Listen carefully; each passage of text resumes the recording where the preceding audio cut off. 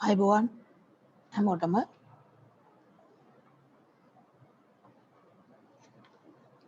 ගිය සතියේ අපි අන්තිමට කතා කරමින් හිටියේ අර සංයෝග කීපයක අඩංගු මූලද්‍රව්‍ය ගැන. ඒකේ සම්පූර්ණ කරන්න දුන්නා අර සංයෝග වල අඩංගු මූලද්‍රව්‍ය මොනවද කියලා. ඒතකොට මේ ප්‍රධාන මූලද්‍රව්‍ය ඒවේ අඩංගු මූලද්‍රව්‍ය මොනවද කියන එක චුට්ටක් මතකයේ තියාගන්න. අපි කතා කරමින් ඉන්නේ මෙන්න මේ ටියුට් එකට අදාළ මාර්තු ටියුට් එක පදාර්ථයේ ස්වභාවය හා ගුණ කියන පාඩම. දැන් මේ පාඩමේ අපි කතා කරමින් ආපු කොටස් මේ වෙනකොට මතකද? මේකදී අපි මුලින්ම කතා කළේ පදාර්ථ කොටස් දෙකකට බෙදන්න පුළුවන් කියලා. මතකද? මොකද්ද කොටස් දෙක? පදාර්ථය බෙදිය හැකි ප්‍රධාන කොටස් දෙක.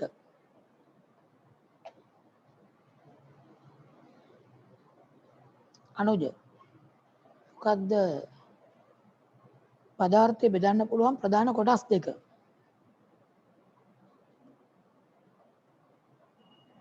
අනුජ සත්සර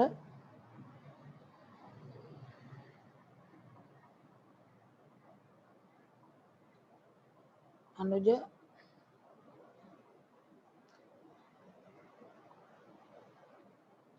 රණුකි හිටියා නේද දැන්? මොකද්ද පදාර්ථය බෙදන්න පුළුවන් ප්‍රධාන කොටස් දෙක කියලා අපි කතා කළේ? ඔව්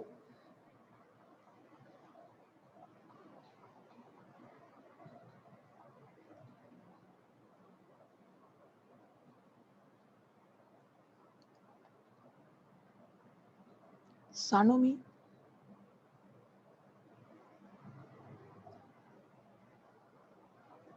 මොකද්ද පදාර්ථය බෙදන්න පුළුවන් ප්‍රධාන කොටස් දෙක? මයික් එක ඔන් කරලා කියන්න. සංශුද්ධ ද්‍රව්‍ය හා සංශුද්ධ නොවන ද්‍රව්‍ය. ඔව් හරි. සංශුද්ධ ද්‍රව්‍ය සහ සංශුද්ධ නොවන ද්‍රව්‍ය. එතකොට මේ සංශුද්ධ ද්‍රව්‍ය නැවත කොටස් දෙකක් ගැන කිව්වා. සංශුද්ධ ද්‍රව්‍ය. මොකද්ද සංශුද්ධ ද්‍රව්‍ය? බෙදන්න පුළුවන් කොටස් දෙක.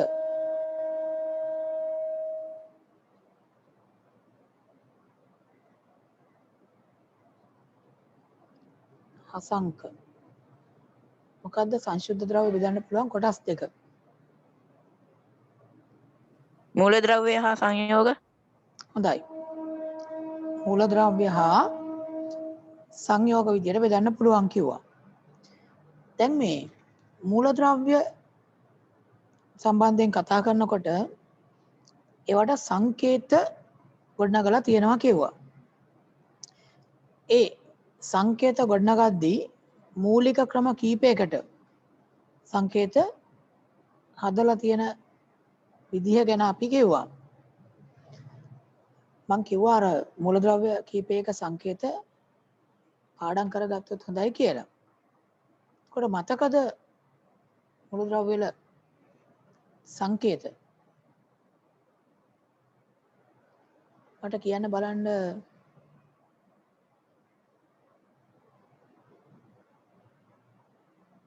සත්සර සෝඩියම් වල සංකේතය මොකද්ද? සත්සර සෝඩියම් වල සංකේතය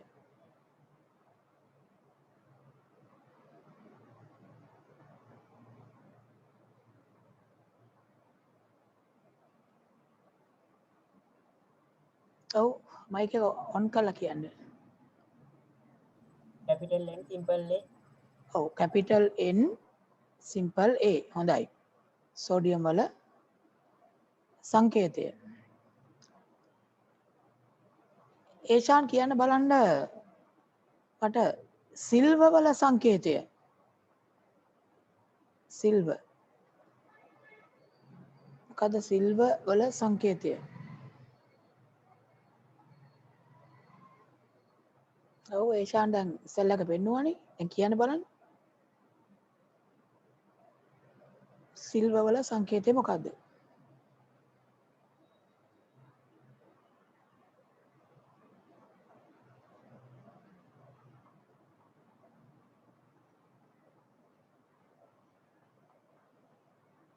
නිර්මාල්.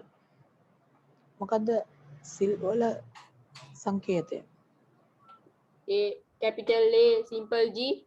හොඳයි. Capital A simple G. A G තමයි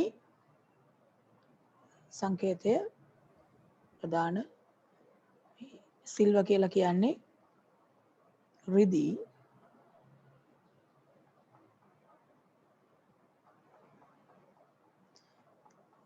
ඊට පස්සේ මට කියන්න ආගන් වල මොකද්ද සංකේතය? ෂෙවොන් AR ආගන් ඕ AR හරි. උදම් මර්කරි වල සංකේතය මොකද්ද? උදම් හංසිදු මර්කරි වල සංකේතය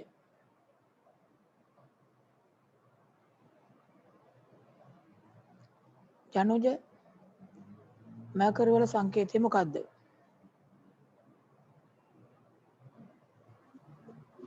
H capital H symbol G.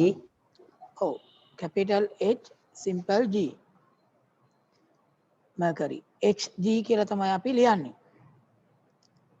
දැන් ඔය කියපු සිල්වර් මර්කරි සෝඩියම් මෙන්න මේ වගේ මූලද්‍රව්‍ය වල අර සංකේත ගොඩනැගිලා තියෙන්නේ ලතින් නමෙන්. ඒ නිසා තමයි නම කියපුවාම ඒ නමේ ශබ්දයට අනුව සංකේතයේ අකුරු නැත්තේ. සෝඩියම් කියපුවාම Na කියලා ඇවිත් තියෙන්නේ. සෝඩියම් වල ලතින් නම නේට්‍රියම්. ඒකෙන් තමයි Na කියලා ඇවිත් තියෙන්නේ. සිල්වර් වල ලතින් නම ආජෙන්ටම්. ඒකෙන් Ag කියලා තමයි සංකේතය හදලා තියෙන්නේ. මර්කරිත් එහෙමයි හයිඩ්‍රෝගයිරම් කියන එකෙන් Hg කියලා හදලා තියෙන්නේ. හොඳයි. එතකොට මේ මූලද්‍රව්‍ය සංයෝග කියලා කොටස් දෙකකට සංශුද්ධ ද්‍රව්‍ය බෙදෙනවා කිව්වා. එතකොට සංයෝග හැදෙන්නේ මූලද්‍රව්‍ය එකතු වෙලා. පොඩ්ඩක් බලන්න මට කියන්නකෝ දැන් අපි සංයෝග කීපයක් ගැන කලින් දවසෙත් කතා කළා. ඒකට දැන් ජලය කියන සංයෝගය ගත්තොත් ජලයේ තියෙන මූලද්‍රව්‍ය මොනවද? සනෝජ්. ජලයේ තියෙන මූලද්‍රව්‍ය මොනවද? කියන්නේ ජලය හැදිලා තියෙන්නේ මොන මූලද්‍රව්‍ය වලින්ද?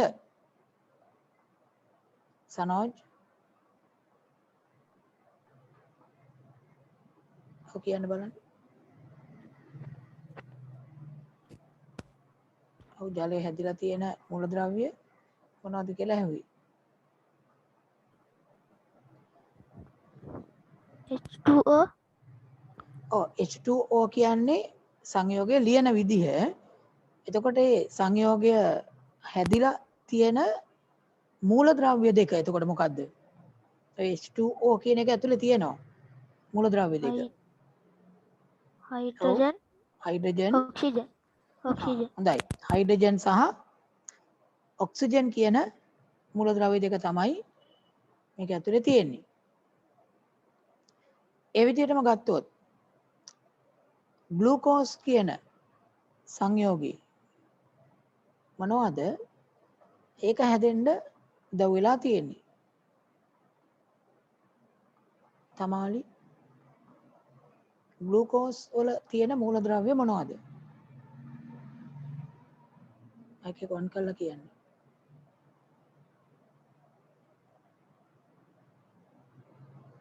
තමාලි දිනෙත්‍රා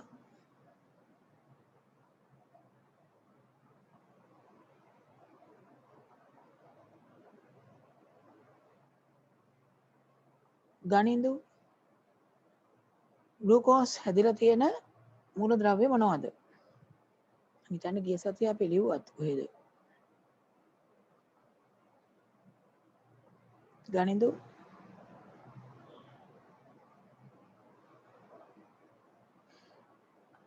දැන් දන්නේ නැත්තම් දන්නේ නැහැ කියලා කියන්න සද්ද නැතුව ඉන්න එපා. දැන් මං ඒකෙන් උපකල්පනය කරන්නේ එක්කෝ එයා ඔතන සම්බන්ධ වෙලා ඉඳගෙන කම්පියුටර් එකේ වෙන මොනවා හරි කරනවා කියලා. ඒ කියන්නේ මේකට අවධානය නැහැ මං කියන එක එක්කෝ දන්නේ නැහැ එක්කෝ අහගෙන නැහැ එක්කෝ වෙන වැඩක් කරනවා. එහෙම නැත්තම් ඔය නමින් වෙන කවුරු හරි ඉන්නේ. එතකොට ඒ දෙකෙන් එකක් තමයි මම උපකල්පනය කරන්නේ. උත්තරේ දන්නේ නැත්තම් මේ මම දන්නේ නැහැ කියලා කියන්න. සද්ද නැතුව ඉන්නවා කියලා කියන්නේ මං හිතාගන්නේ අර දෙකෙන් එකක්. ඔයගොල්ලෝ එක්කෝ මේ ඔන්ලයින් ක්ලාස් එකට සම්බන්ධ වෙනවා කියලා ගෙදෙට්ට කියලා වෙන මොනවා හරි කර කර ඉන්නවා. එහෙම නැත්තම් ඔයගොල්ලන්ගේ නමින් ඉන්නේ වෙන කෙනෙක්. එතකොට මේ දෙගොල්ලම මේ ඔන්ලයින් ක්ලාස් එකට වැඩක් නැහැ. ඒ හින්දා එහෙම ප්‍රශ්න අහනකොට දැන් මට දවස් දෙක තුනක් නෝට් වෙච්ච අය ඉන්නවා. ඒගොල්ලෝ ඔන්ලයින් ක්ලාස් වලට වැඩක් නැහැ නේ. එතකොට මෙතනින් ඉවත් කළාම දානවා. ග්ලූකෝස් වල අඩංගු මූලද්‍රව්‍ය. දන්න අය බලන්න අර අත්සලකුණ බලන්න. ග්ලූකෝස් වල අඩංගු මූලද්‍රව්‍ය. හොඳයි දන්නවා ගොඩක් අය.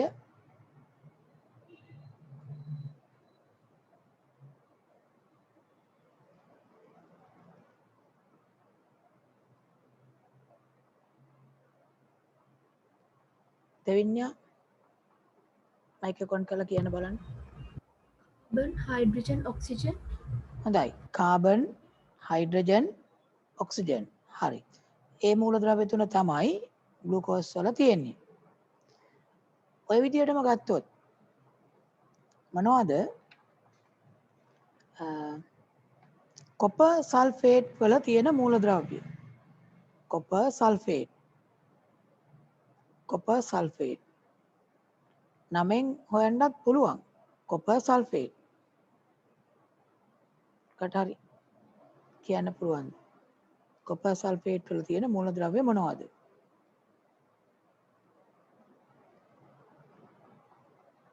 ඔව්. වෙනුක Copper සහ sulfur. හරි කොපර් තියෙනවා සල්ෆර් තියෙනවා මේ දෙක හරි. තව එකක් තියෙනවා.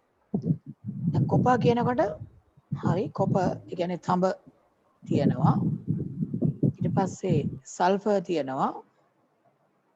සල්ෆේට් කියනකොට ඒකේ තියෙනවා ඔක්සිජන්.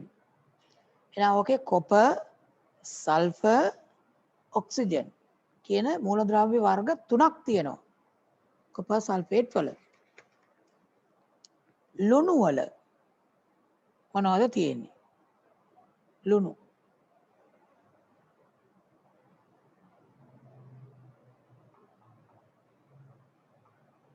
බුද්ධිනි මොනවද ලුණු වල තියෙන මූලද්‍රව්‍ය?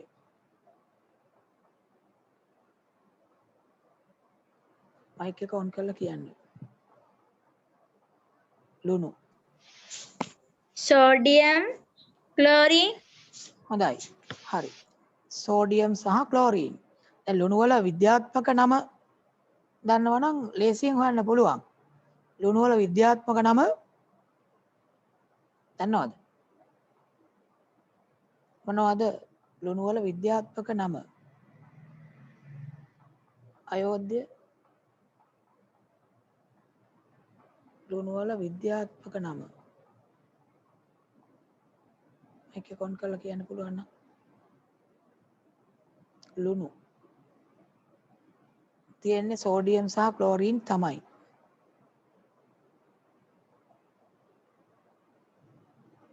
සස්මිත මොනවද ලුණු වල විද්‍යාත්මක නම?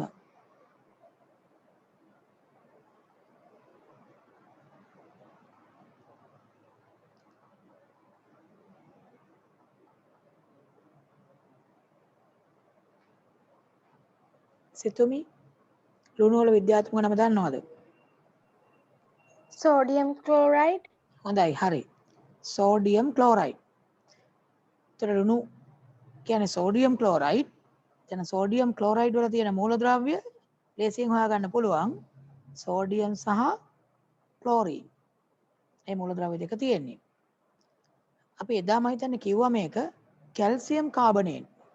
කැල්සියම් කාබනේට් වල තියෙන මූලද්‍රව්‍ය මොනවද? Calcium carbonate.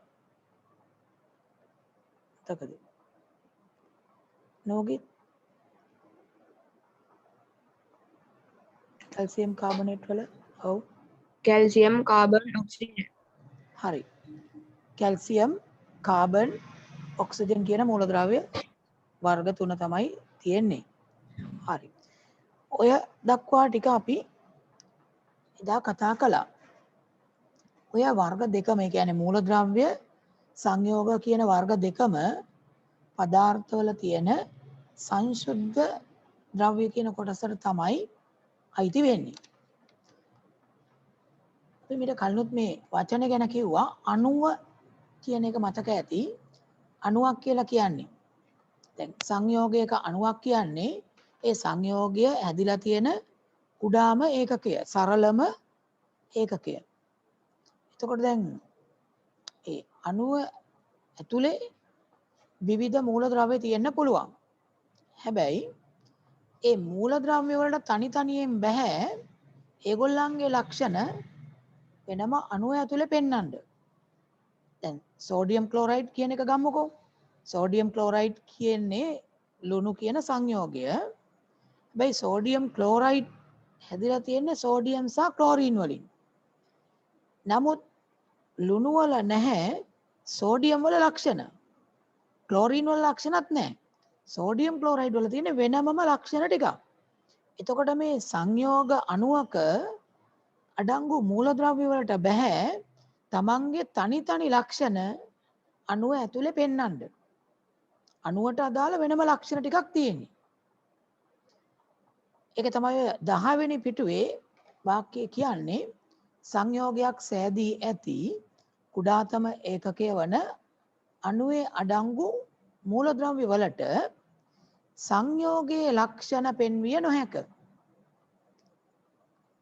අණුව ඇතුලේ තියෙන මූලද්‍රව්‍ය වලට බෑ සංයෝගයේ ලක්ෂණ පෙන්වන්න.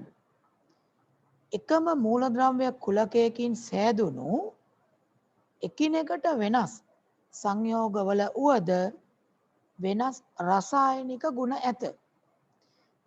කියන්නේ විවිධ සංයෝග කීපයක් ගත්තාම ඒවා ඔක්කොම හැදිලා තියෙන සමහර විට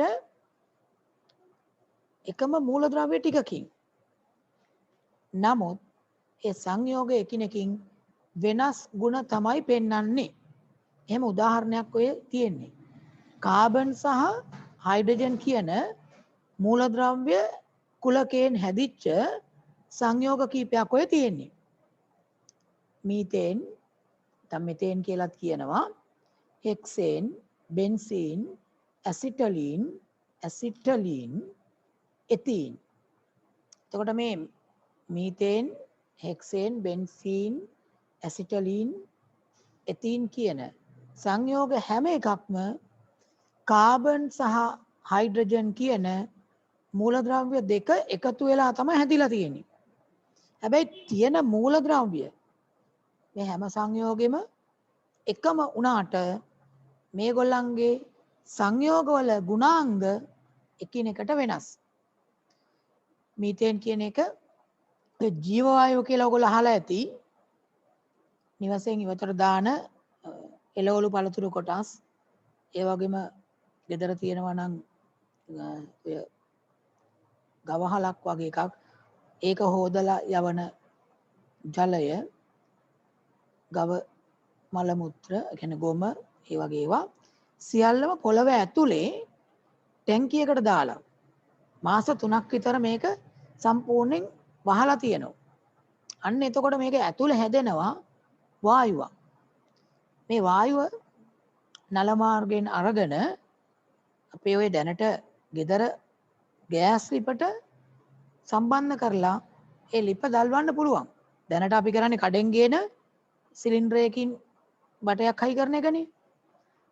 එතකොට ඔය මම අර කියපු ක්‍රමයට ජීව වායුව කියන එක පාවිච්චි කළත් ගෑස් ලිප දල්වන්න පුළුවන්. ඒ ජීව වායුව හදන්න පුළුවන්. නිවසෙන් ඉවත දාන එළවලු පළතුරු කොටස් වගේ ඒවා නිර්වායු තත්ත්ව යටතේ ඒ කියන්නේ සම්පූර්ණයෙන් වහපු ටැංකියක් ඇතුලේ දාලා මාස 3ක් විතර තිබ්බහම එතකොට මෙන්න මේ ජීව වායුවේ අඩංගු වායුවක් තමයි මීතේන් කියන්නේ. නැත්නම් මෙතේන් කියන්නේ. එතකොට ඒක ඉන්ධනයක් විදිහට පාවිච්චි කරන්න පුළුවන් වායුවක්. ඊළඟට හෙක්සේන් කියන එක ද්‍රවයක්. දැන් එතකොට බලන්නකෝ මීතේන් කියන එකේ තියෙන්නේ කාබනුයි හයිඩ්‍රජනුයි. මූලද්‍රව්‍ය දෙක. ඒ දෙකමයි හෙක්සේන් වලක් තියෙන්නේ. කාබන් සහ හයිඩ්‍රජන්. හැබැයි එයා ද්‍රවයක්. බෙන්සීන් කියන එක නා ද්‍රවයක්. ඇසිටලීන් කියන එක නා වායුවක්. එතීන් කියන එක නා වායුමය සංඝටකයක්. පොලිතීන් එහෙම හදන්න එතීන් ගන්නවා. එතීන් අණු එකට එකතු කරලා තමයි පොලිතීන් හදන්නේ. පොලිතීන් කියන්නේ පොලි එතීන් කියන එක. පොලි කියන්නේ බහු කියන එක. පොලි කියන්නේ බහු. එතීන් අණු ගොඩක් එකතු කරලා හදන එක තමයි පොලිතීන් කියන්නේ. එතකොට දැන් මේ එක එක්කෙනා විවිධ වෙනස් ලක්ෂණ සහිතයි. හැබැයි මේ ඔක්කොගෙම තියෙන්නේ එකම මූලද්‍රව්‍ය. කාබන් සහ හයිඩ්‍රජන් විතරයි හැමෝගෙම. හැබැයි ඒ තියෙන ප්‍රමාණ සහ ඒවා සම්බන්ධ වෙලා ඒ අණුව හැදිලා තියෙන විදිය එකිනෙකට වෙනස්. මූලද්‍රව්‍ය එකම වුණාට ඒ සංයෝග එකිනෙකට වෙනස්. ඔතන තියෙන ඒතකොට කාබන් සහ හයිඩ්‍රජන් කුලයෙන් සෑදුණු සංයෝග. මීතේන් කියලා අර මෙතේන් කියන තැන වරහන් ඇතුළේ ලියලා තියාගන්න. මීතේන් ජීව වායුවේ අඩංගු වෙනවා. හෙක්සේන් කියන එක ද්‍රාවකයක්. බෙන්සීන් කියන එක ද්‍රාවකයක්. ඇසිටලීන් ගන්නවා ඔය මේ ඔයගොල්ලෝ දැකලා ඇතිනේ ඔය ලෝහ පාස්සන්නේ. අර විශාල සිලින්ඩර දෙකකින් බට දෙකක් ගෙනල්ලා ඒකෙන් දැල්ලක් හදලා ලෝහ උණු කරලා පාස්සනවා. අන්න එතෙන්දී එක වායුවක් ඇසිටලීන්. අනිත් වායුව ඔක්සිජන්. ඒ දෙක එකතු කරලා දැල්ලක් හදනවා. ඒ දැල්ලෙන් ලෝහ රත් කරලා උණු කරලා පෑසීම් සිද්ධ කරනවා. ඒ ලෝහ පෑසීමට පාවිච්චි වෙනවා ඇසිටලීන් කියන වායුව. මම කිව්වා කලින් එතීන් කියන එක පොලිතීන් හදන්න අමුද්‍රව්‍යයක් විදිහට ගන්නවා. හරි. ඔය තියෙන එතකොට මේ කාබන් හයිඩ්‍රජන් කියන මූලද්‍රව්‍ය දෙකෙන් හැදිච්ච සංයෝග කීපයක්. ඔය විදිහටම කාබන්, හයිඩ්‍රජන්, ඔක්සිජන් කියන මූලද්‍රව්‍ය වර්ග තුනෙන්ම හැදිච්ච සංයෝග තියෙනවා. අපිට කියන්න පුළුවන් කාබන්, හයිඩ්‍රජන්, ඔක්සිජන් මූලද්‍රව්‍ය කුලකයෙන් හැදිච්ච සංයෝග කියලා. මුලින්ම තියෙන සංයෝගය කාට හරි මොකක්ද කියලා අඳුර ගන්න පුළුවන්ද? ඔය මුලම තියෙන සංයෝගය C6යි H12යි O6යි. මොකද්ද සංයෝගයේ නම? C6යි H12යි O6යි.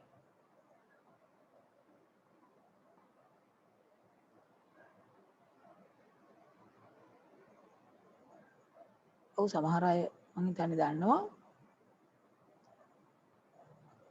තිමුතු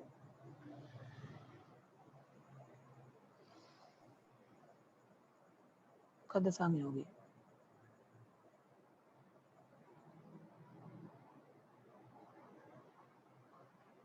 මයික් එක ඔන් කරන්න.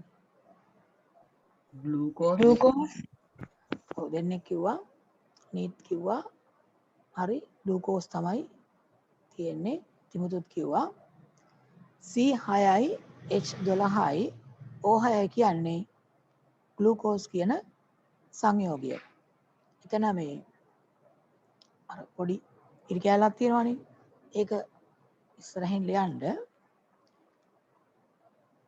ග්ලූකෝස් කියලා නම ලියලා ග්ලූකෝස්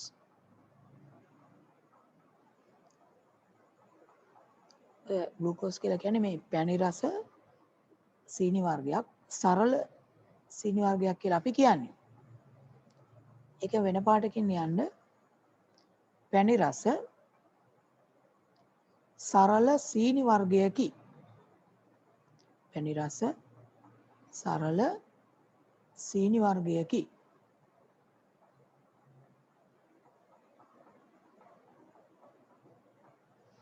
ඊට පස්සේ තියෙන සංයෝගය CH3COOH. මෙන්න මේ සංයෝගය මොකක්ද කියලා දන්න අය ඉන්නවනම් අත උස්සන්න.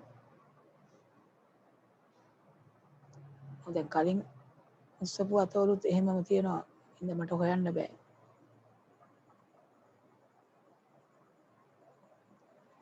මොකක්ද සංයෝගය? CH3COOH.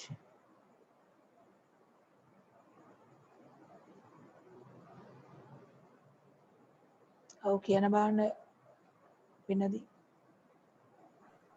ඇසිටික් අම්ලය. ඔව් මේ තියෙන්නේ ඇසිටික් අම්ලය කියන එක. CH3COOH කියන්නේ ඇසිටික් අම්ලය. එතන ඇසිටික් අම්ලය කියන නම ලියන්න. ඇසිටික් අම්ලය. දැන් ඇසිටික් අම්ලය කියන එක කොහෙද තියෙන්නේ? කොහෙද අපිට හම්බ වෙන්නේ? මොනවද ඇසිටික් අම්ල අඩංගු වෙන්නේ?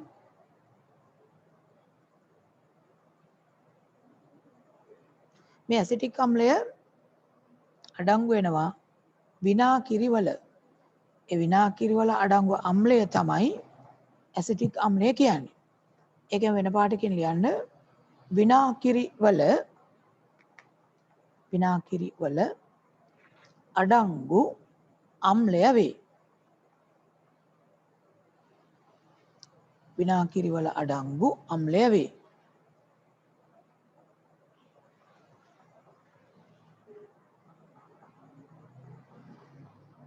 ඊට පස්සේ තියෙනවා C2H5OH.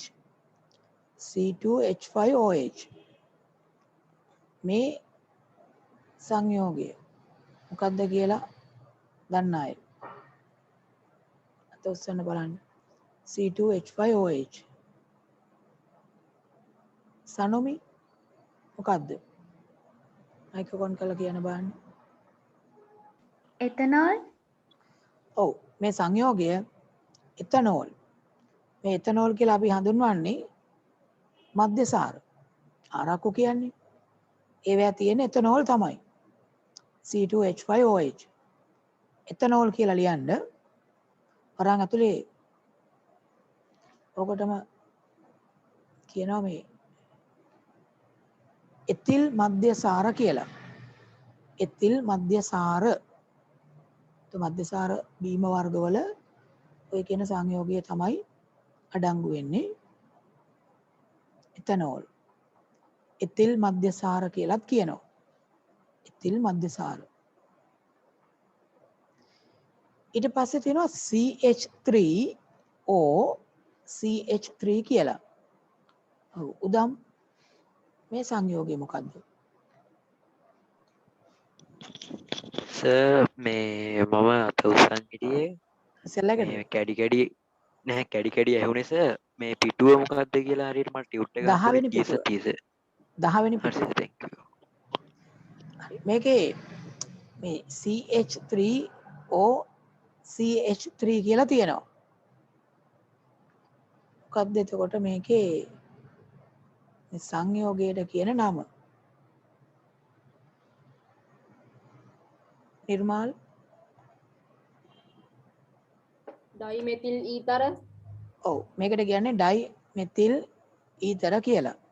ඩයිමෙතිල් ඊතර කියන එක තමයි ඔය මේ සිහි නැති කරනකොට නිර්වින්දන එන්නත් විදිහට පාවිච්චියට ගන්න. හරි ඒකේ ඩයිමෙතිල් ඊතර කියලා ලියන්න. ඉස්සරහින් ලියන්න ඩයිමෙතිල් ඊතර.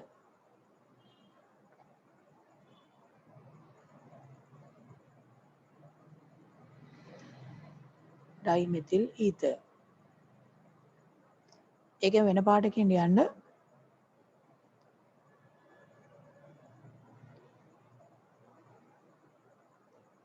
සිහි නැති කිරීමේදී නිර්වින්දක එන්නතක් ලෙස යොදා ගනී.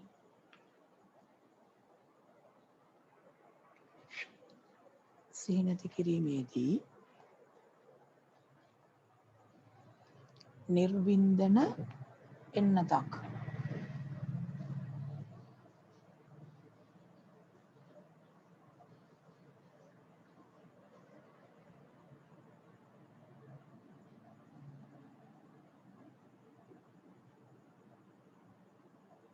එන්නතක් ලෙස යොදා ගනී.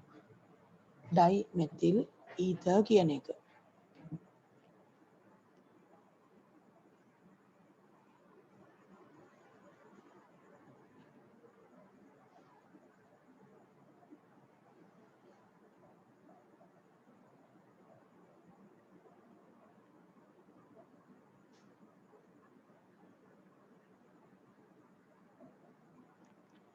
ඩයිමෙතිල් ඊතර්. ඊට පස්සේ තියෙනවා C12යි H22යි O11යි. C12යි H22යි O11යි. මොකද්ද මේ සංයෝගය?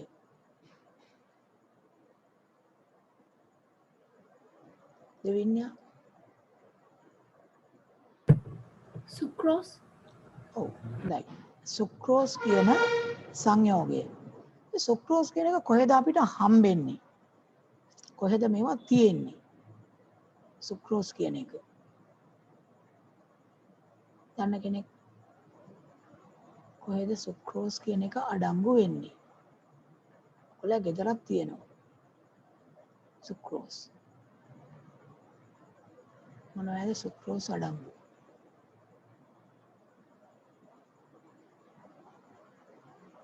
ඔව් කොහෙද තියෙන්නේ?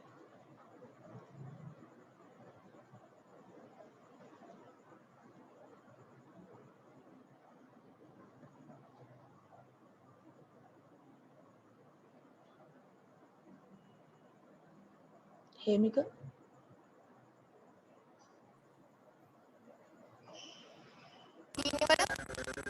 ඔව් හරි.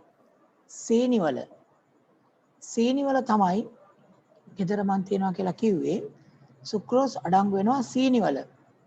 ඊට අමතරව ශාක ඇතුළේ තියෙනවා ශාක නිපදවන ආහාර පරිවහනය කරනකොට කියන්නේ කඳ දිගේ ගෙනියනකොට අරගෙන යන්නේ සුක්‍රෝස් විදිහට. සුක්‍රෝස් කියලා එතන ලියලා වෙන පාටකින් ලියමු. සීනිවල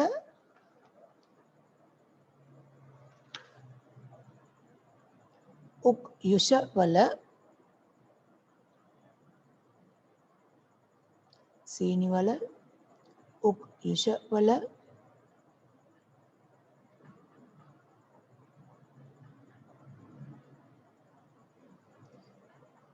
ශාක කඳේ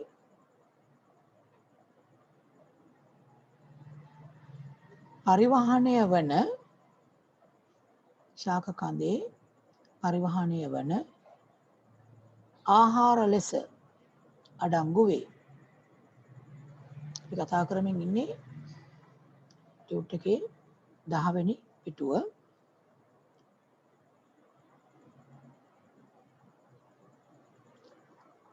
ශාක කඳේ පරිවහනය වන ආහාරවල. එතකොට කඳන් ඇතුලේ තියෙනවා සීනිවල තියෙනවා යුෂවල තියෙනවා. ඒ යුෂ අරගෙන තමයි සීනි හදන්නේ. මේක එතකොට පැණි රහයි. සුක්‍රෝස් කියන එක. අතන එතකොට පේනවා ඇති එකම මූලද්‍රව්‍ය වලින් හැදුනට එක එක සංයෝගවල ගුණාංග වෙනස්, ලක්ෂණ වෙනස්.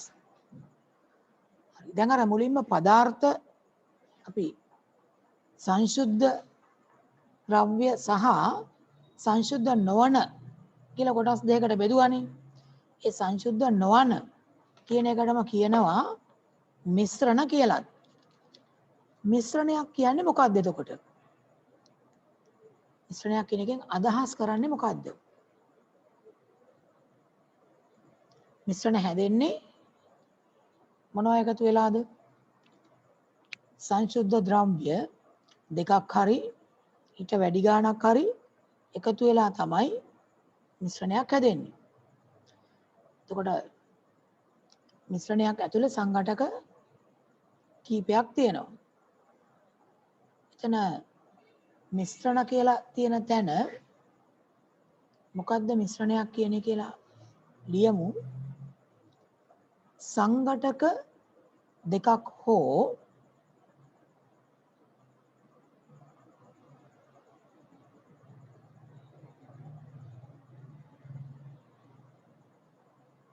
සංඝටක දෙකක් හෝ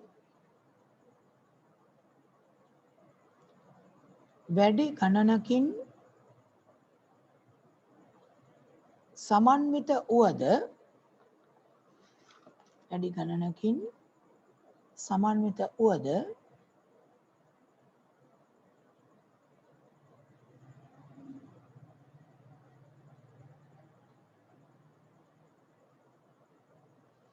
භෞතික ක්‍රම මගින්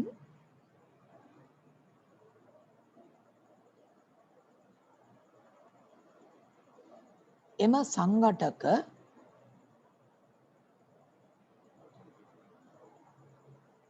වෙන් කරගත හැකි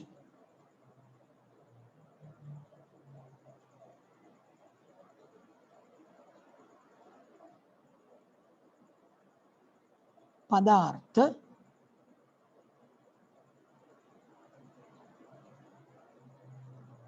මිශ්‍රණ නම් වේ. වෙන් කරගත හැකි පදාර්ථ මිශ්‍රණ නම් වේ.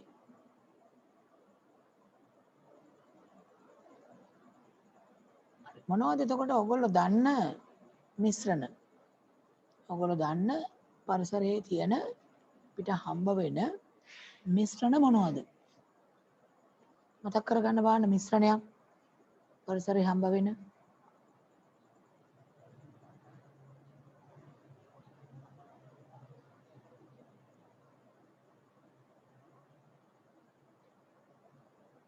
මතක් කරගත්තත් දැන් මිශ්‍රණයක් පෙමිත් කියන්න බලන්න එක. මිශ්‍රණයක්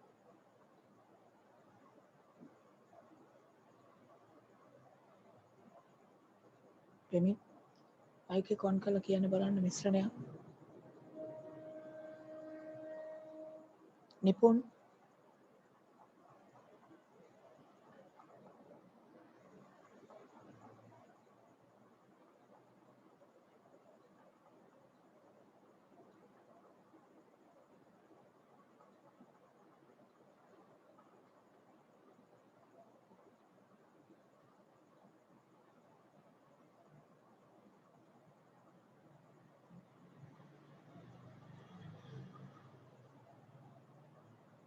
තමාලි කියන්න බලන්න මිශ්‍රණයක් මයික් එක ඔන් කරලා.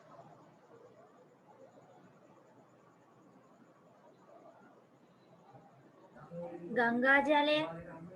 ගංගා ජලය. හොඳයි. හරි. ඒක මිශ්‍රණයක් තමයි. තව මොනවද දන්න මිශ්‍රණ?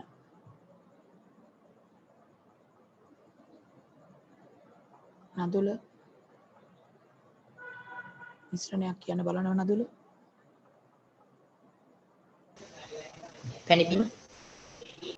පැණි බීම. හරි. සිතුමි මිශ්‍රණයක් කියන්න. බොරතෙල්. බොරතෙල්. හොඳයි. මිනොති මිශ්‍රණයක් කියන්න බලන්න.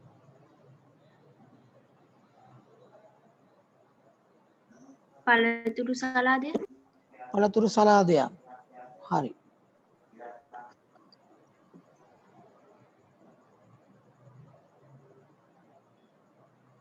පේසත් මිශ්‍රණයක්. ලවණ වගුරු. ලවණ වගුරු. හරි. ලවණ ජලය, මුහුදු ජලය, ගංගා ජලය ඒ ඕනම එකක් හරි. සෙනුත් සිමෙන්ති මිශ්‍රණය. ඔව් සිමෙන්ති බදාම. හොඳයි. යනුජ ව්‍යංජන ඔව් ව්‍යංජනයකුත් මිශ්‍රණයක් වෙන්න පුළුවන්. හැබැයි මේ අර ඉව්වට පස්සේ නම් පොඩ්ඩක් ඒක වෙනස් වෙනවා. දැන් සම්බෝලයක් වගේ එකක් නම් ගන්න පුළුවන්. සලාදයක් අර ඉව්වහම සමහර ලාවට රසායනික වෙනස් වීම වෙනවා. එතකොට මිශ්‍රණ කියන එකෙන් එහාට යනවා.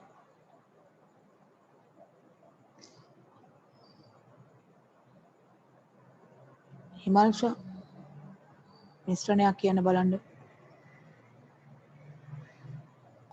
කෝපි පානය.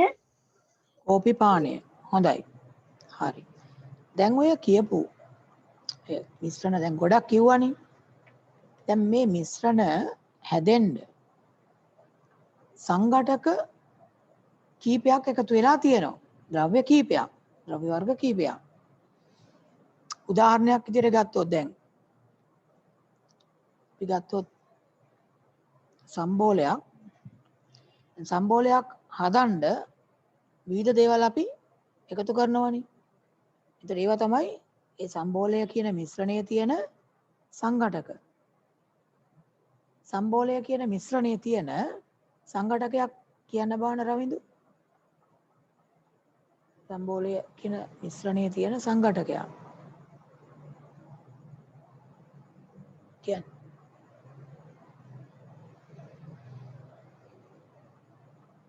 සම්බෝලවල තියෙන සංඝටකයක්. අඩංගු ද්‍රව්‍යයක් කියන එක මට ඇහෙන්නේ නැහැ. මමීෂා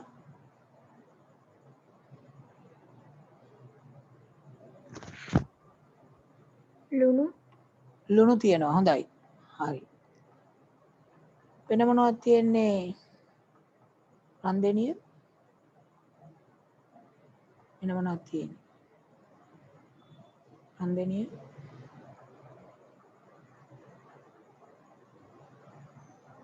සම්බෝලවල අඩංගු සංඝටකයක්. හිමායා මිරිස් රන්දි මිරිස් කියප එක මට ඇහුන්නේ නැහැ.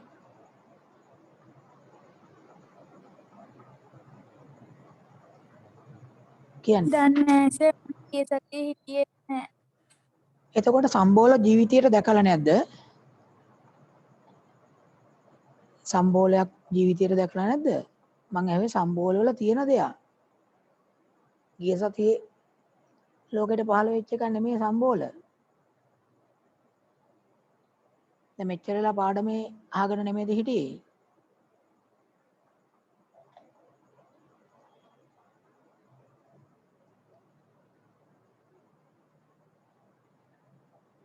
බුද්ධිනී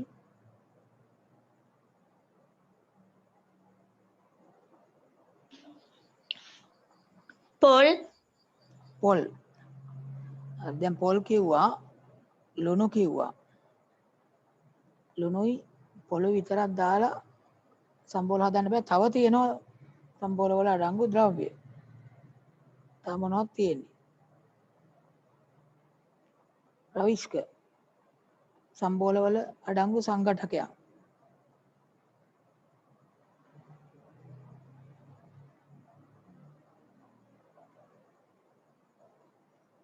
රවිෂ්ක මයික් එක ඔන් කරන්න බැයිද?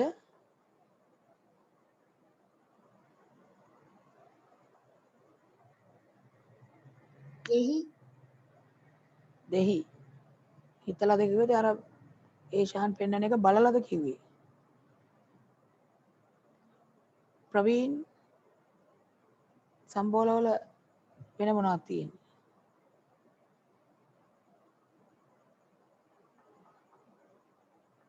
ප්‍රවීන් මිරිස් හොඳයි. මිරිස්. එහෙනම් පොල් තියෙනවා, ලුණු තියෙනවා, මිරිස් තියෙනවා, දෙහි තියෙනවා. මේවා සම්බෝලයක අඩංගු සංඝටක කියලා අපි කියන්නේ. ඉතින් සමහරලාට ඔය උඹලකඩ වගේව දානවා. සමහරු ගම්බිරිස් දානවා.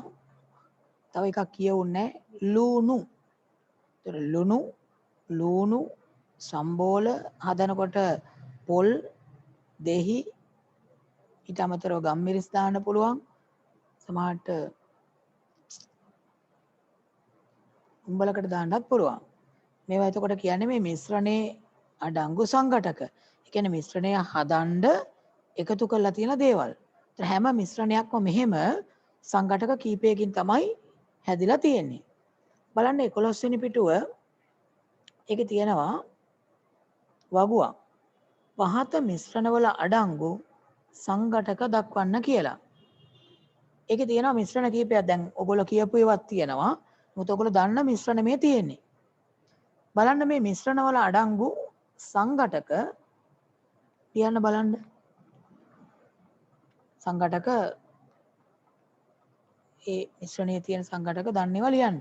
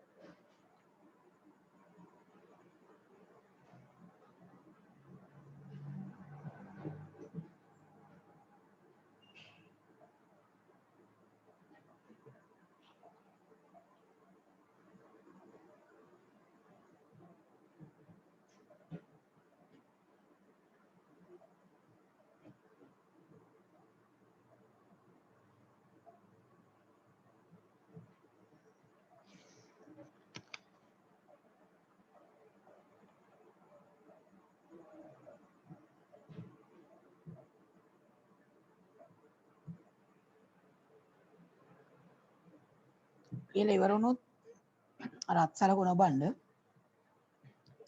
දැන් මිශ්‍රණයේ තියෙන සංඝටක දන්නේවා ඔක්කොම ලියන්න.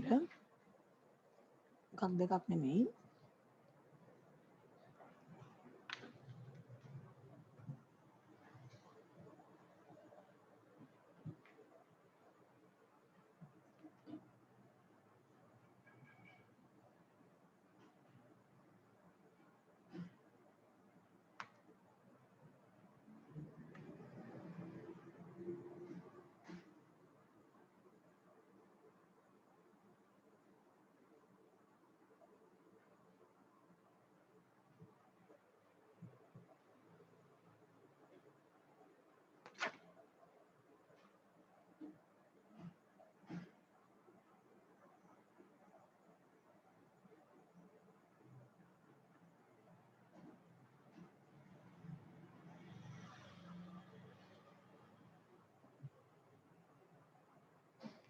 ලියලා ඉවර වුණොත් අත්සලකුණ ගන්න.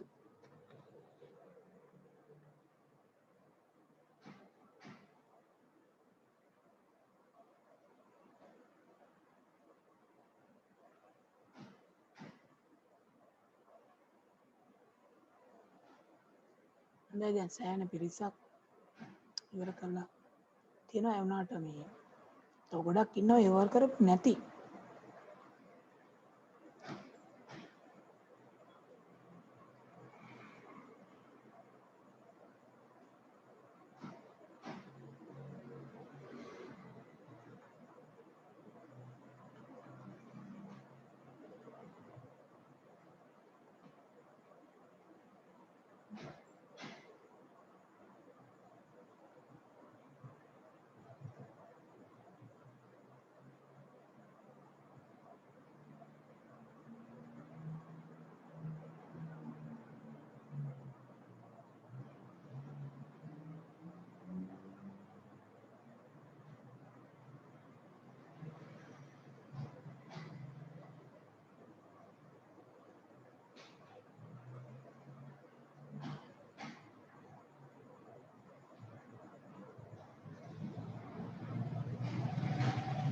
ඉවර නම් අත්සලකුණ ඔබන්න.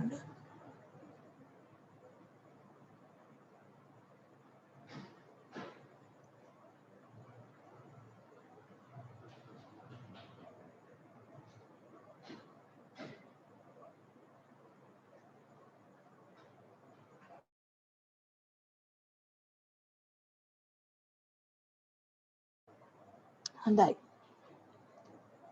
පළවෙනි එක බලමු. පළවෙනි එකේ තියෙන්නේ වායුගෝලය කියලා. වායුගෝලයේ තියෙන සංඝටක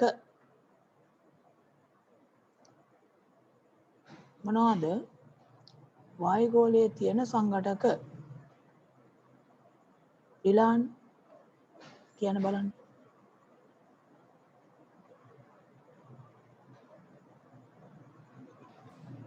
nitrogen, හොඳයි. නයිට්‍රජන්. තව එකක් කියන බලන්න සෙනොත්. oxygen, oxygen. හරි. චමෝදි. තව සංඝටකයක්. hydrogen, hydrogen. හරි. තව වායුගෝලයේ තියෙන සංඝටකයක්. නිපුන්. argon, argon. හොඳයි. Oxygen, hydrogen, nitrogen, argon. තව තියෙනවා. චරිත්. චිරාත් නේද? චිරාත්. carbon dioxide, හොඳයි. කාබන් ඩයොක්සයිඩ් ප්‍රධාන සංඝටකයක්. එතකොට මෙන්න මේවා අපිට ලියන්න පුළුවන්. Oxygen, nitrogen, carbon dioxide, argon, hydrogen,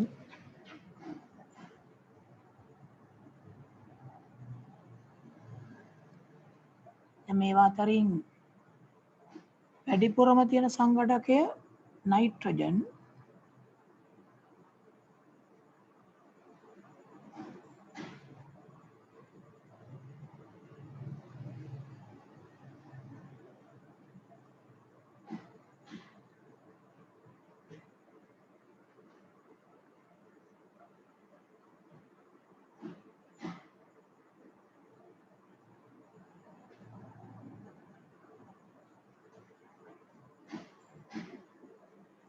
මේ තියෙන එතකොට ප්‍රධාන සංඝටක.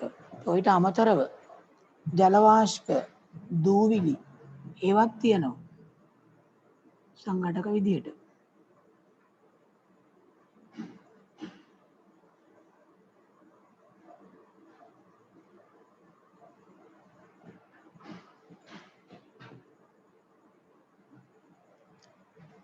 ඊට පස්සේ තියෙන්නේ බලන්න මිශ්‍රණ විදිහට සාගර ජලය සාගර ජලයේ අඩංගු සංඝටක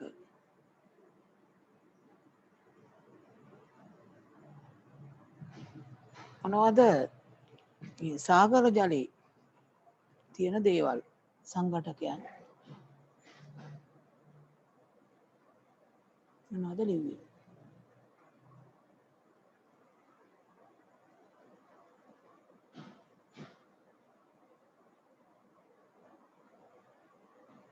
පියමින්දි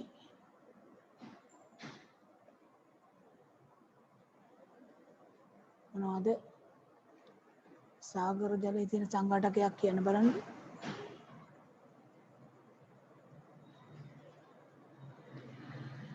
පියමින්දි පහන් සංකල්ප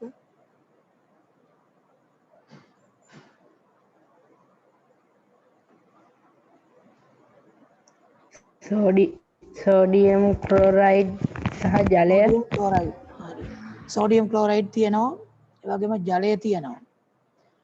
සෝඩියම් ක්ලෝරයිඩ් කියන්නේ එක ලවණ වර්ගයක්. ඒ වගේ ලවණ තව ගොඩක් තියෙනවා. මැග්නීසියම් ක්ලෝරයිඩ් තියෙනවා. ඊට අමතරව කැල්සියම් කාබනේට් තියෙනවා. ඒතර ජලය sodium chloride magnesium chloride potassium chloride ද්‍රව්‍ය කීපයක් කියන්න පුළුවන්. ජලය sodium chloride potassium chloride calcium carbonate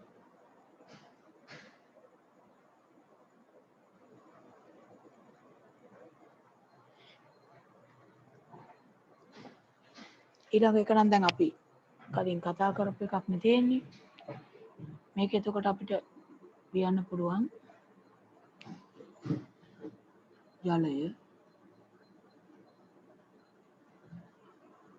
sodium chloride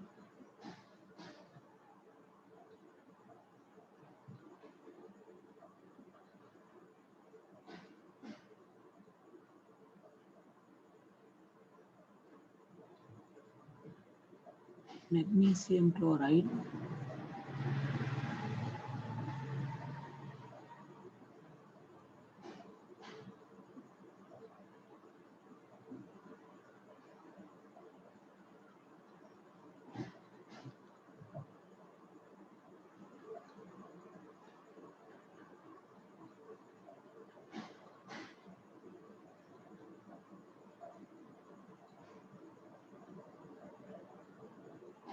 calcium carbonate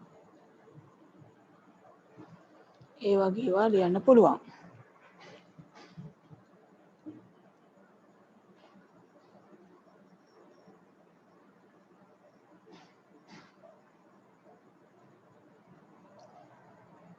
සම්බෝලයක් ගත්තොත් සලකිවන එක පොල් ලුණු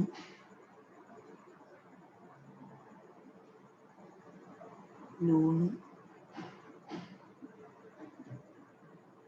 දෙහි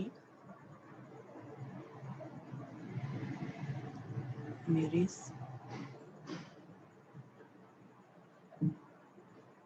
ඔන්න උඹලකඩ වගේවත් ලියන්න පුළුවන්.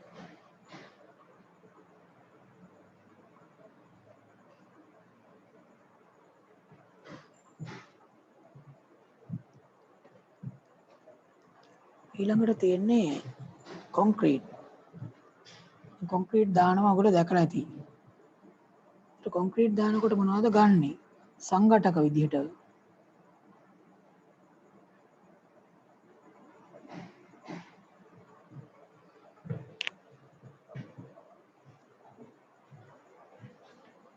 මොනවද කොන්ක්‍රීට් වල සංඝටක?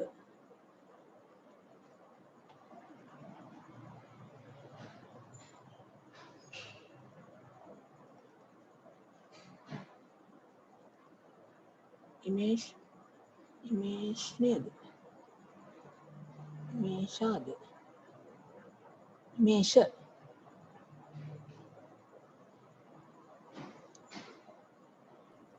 හෝ කියන Valley. යාන්තමින් තමයි මට ඇහුනේ විහංගි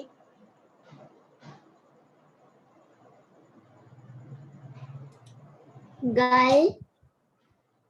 ගල් සිමෙන්ති Valley. වැලි Cementi. හොඳයි ඊට අමතරව තව ජලය ගන්න පුළුවන් ගල් වැලි සිමෙන්ති ජලය ඒවා සංඝටක විදිහට කියන්න පුළුවන්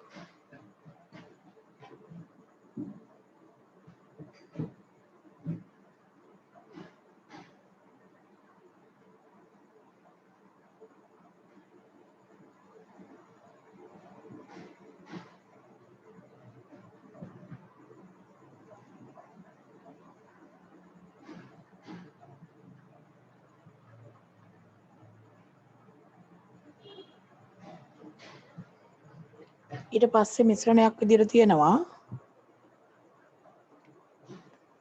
බොර තෙල් බොර තෙල් කියන්නේ මොකක්ද බොර වෙච්ච තෙල්ද බොර තෙල් කියන්නේ බොර තෙල් කියන්නේ පොළවෙන් ලබා ගන්න ඛනිජ තෙල් මිශ්‍රණයක් ඒ බොර තෙල් පොළවෙන් අරගෙන ඒක පිරිපහදු කරලා තමයි විවිධ ඉන්ධන වර්ග අපි වෙන් කිරීම කරන්නේ. එතකොට බොර තෙල් වල සංඝටක සමූහයක් තියෙනවා. මොනවද? බොර තෙල් වල තියෙන සංඝටක.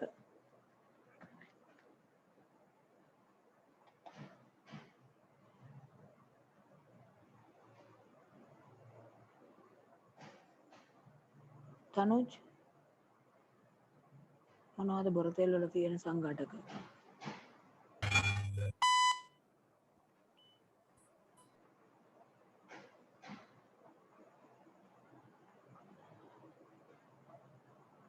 ගැටලුවක් තියෙනවද මයික් එකේ මොකක් හරි?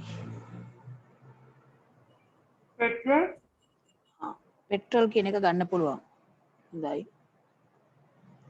එක සංඝටකයක්. එළමින් ඔව් කියන බාන්න.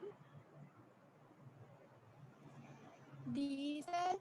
ඩීසල්. හොඳයි.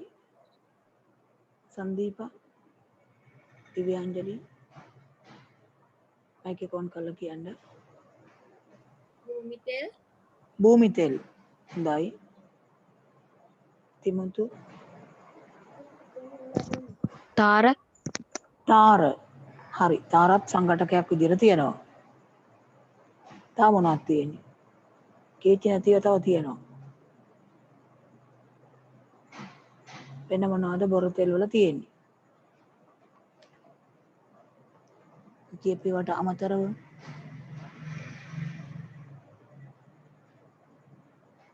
අයෝධ්‍ය භූමි තෙල් භූමි තෙල්. හරි භූමි තෙල් කියවන ඉස්සෙල්ලත්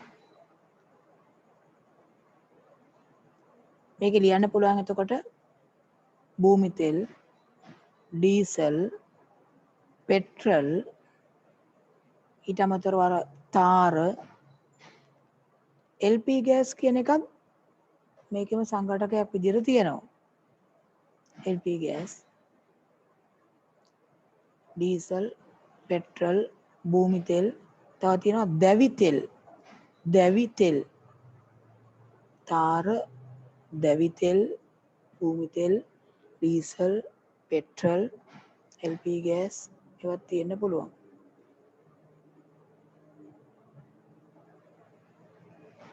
බොර තෙල් වල සංඝටක එතකොට ගොඩක් තියෙනවා. පොළවේ මේ ඔක්කොම මිශ්‍රණයක් විදිහට තමයි තියෙන්නේ. ඒ මිශ්‍රණය තමයි බොර තෙල් කියන්නේ. ඒක ඊට පස්සේ පිරිපහදු කරලා ඒ සංඝටක වෙන් කර ගන්නවා.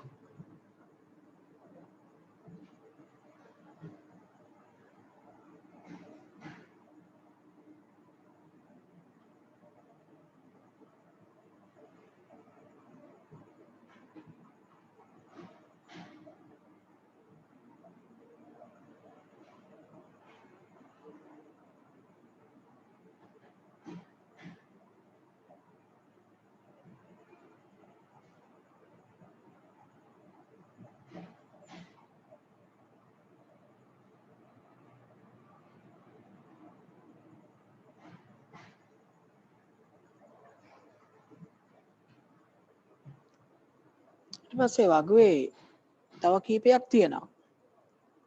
කිරිතේ කියන එක. කිරිතේ කියලා කියන්නේ මිශ්‍රණයක්. මොනවද කිරිතේ කියන මිශ්‍රණයේ තියෙන සංඝටක?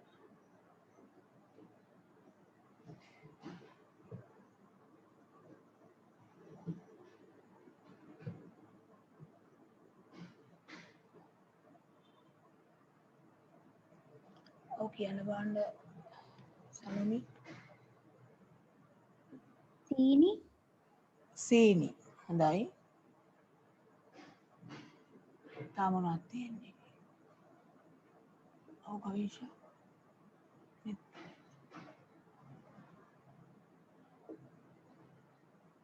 එත්මිනි. මයික් එක ඔන් කරලා කියන්න.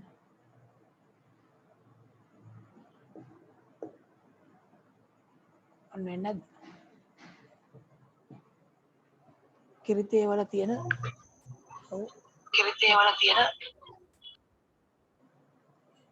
මයික් එක ඔන් කරලා උත්තරේ කියන්න.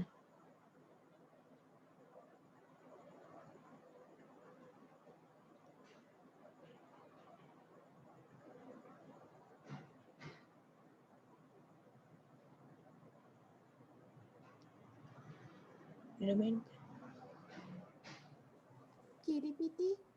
කිරිපිටි. හරි. තාම මොනවද තියෙන්නේ?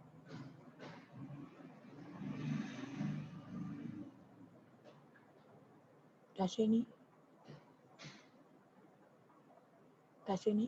තේ හා සංඝටක විදිහට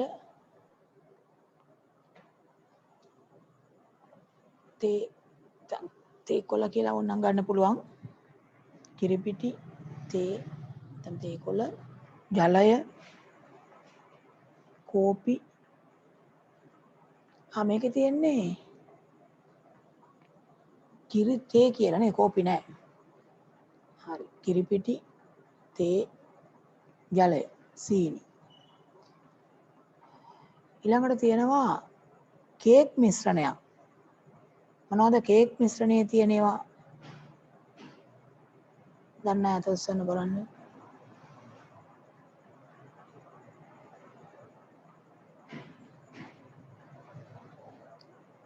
දිව්‍යාංජලි කියන්න බලන්න. බිත්තර. වෙන මොනවද තියෙන්නේ? සනොමි.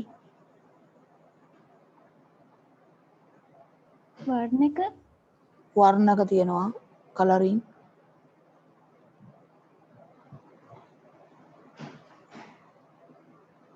ඔව් කියන්න. butter හරියටම ඇහුන්නේ නැහැ කියපු එක.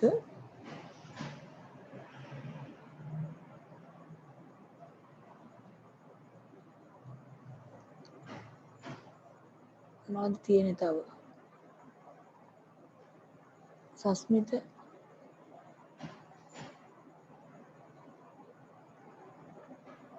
පිටි පිටි. හොඳයි. Butter butter. වර්ණක වර්ණක. බිත්තර බිත්තර. ජලය ජලය. හොඳයි. කේක් හදන්න පුළුවන් වගේ නේ. ඊට අමතරව ඔය බේකින් පවුඩර් එකක් ගන්න පුළුවන්. පිටි, බිත්තර, බටර්, බේකින් පවුඩර්. ඊට පස්සේ තියෙනවා ලුණු ද්‍රාවණය කියලා. ලුණු ද්‍රාවණයක අඩංගු සංඝටක.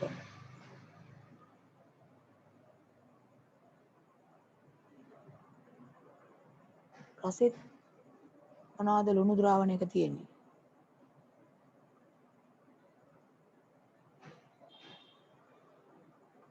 දිනෙත් ලුණු ද්‍රාවණයක මොනවද තියෙන්නේ? අයඩින් ආයඩින් තියෙන පුළුවන්. වෙන මොනවද තියෙන්නේ? අයෝද්‍ය. ලුණු ද්‍රාවණයක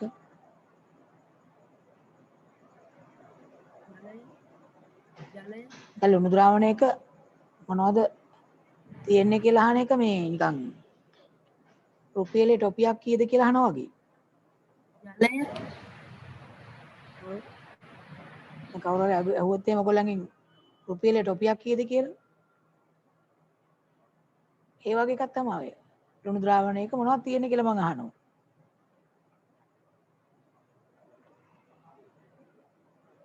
ඔව් කියන්න බලන්න මේක නේද?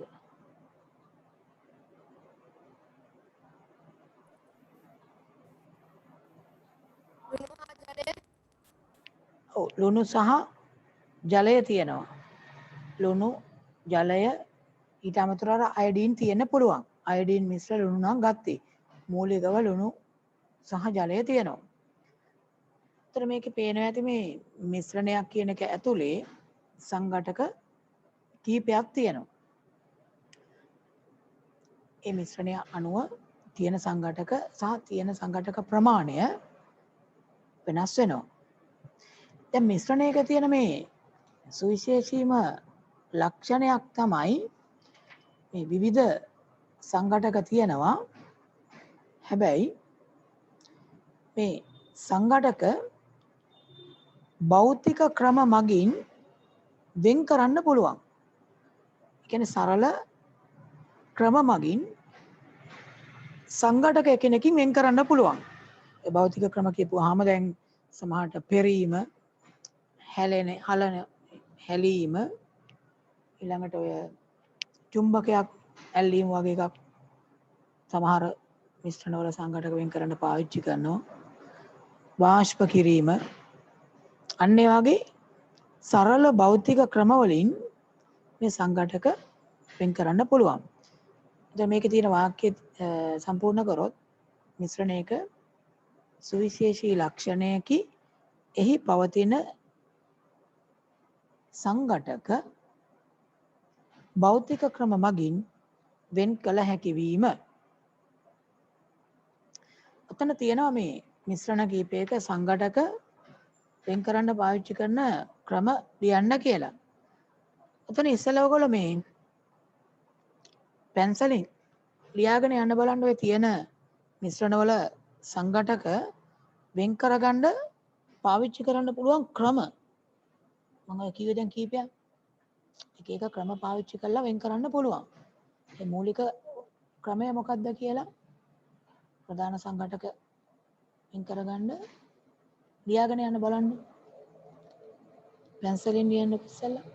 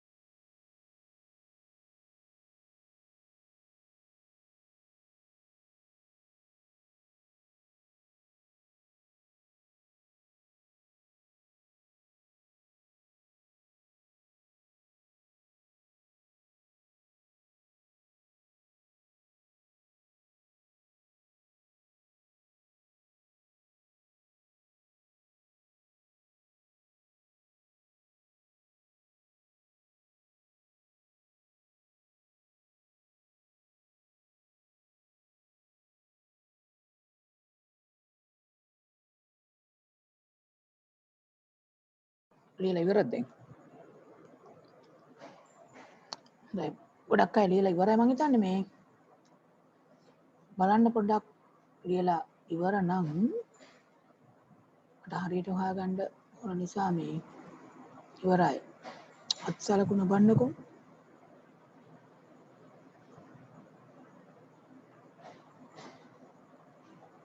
ඉවර නම් අර අත්සලකුණ බන්න.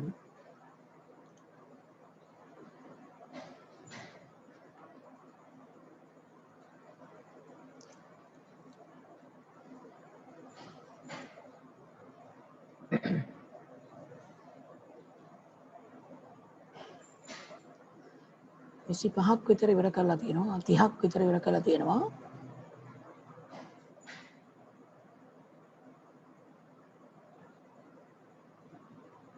තිස් පහක් ඉවරයි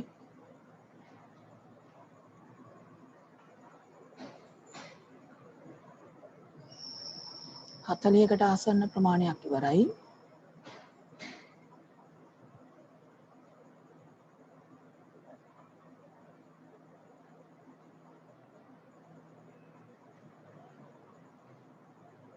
තව ඉවර කරපුවා ඉන්නවා නම් අත්සලකුණ බණ්ඩ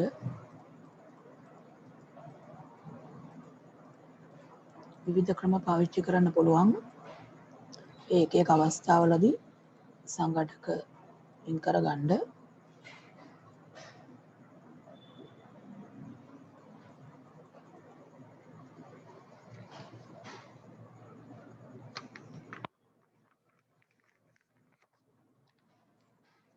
තිස් පහක් විතර ඉවරයි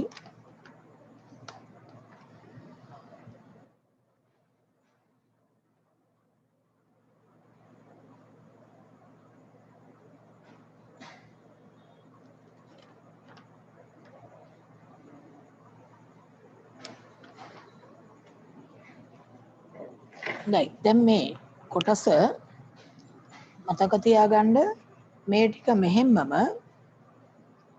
11 ශ්‍රේණියේදීත් නැවත තියෙනවා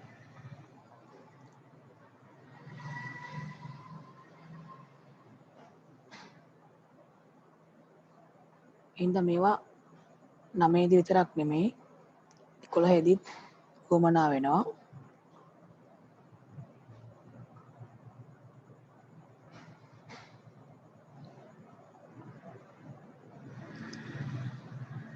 හොඳයි මේකේ පළවෙනි එක තියෙනවා බලන්න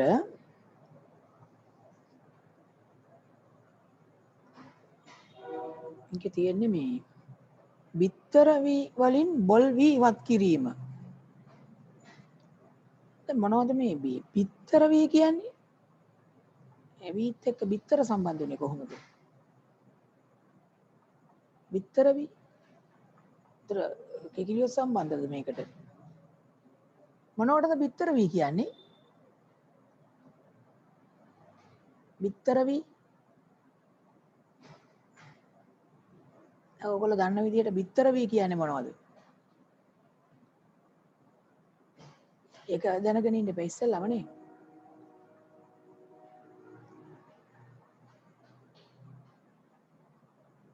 දම්සර මොනවද බිත්තර වී කියන්නේ පැල කරන වී ඔව් පැල කරන්න ගන්න වපුරන්න ගන්න වී ඒ කුඹුරේ වපුරන්න ගන්න වී තමයි බිත්තර වී කියන්නේ එතකොට මේ බිත්තර වී කියන්නේ අර පැලවෙන්න පුළුවන් හොඳම තත්වයේ තියෙන වී ඒවට කියන බිත්තර වී කියලා ඉතින් නිකම්ම අපි වී ටිකක් අරගෙන කුඹුරට ඉස්සොත්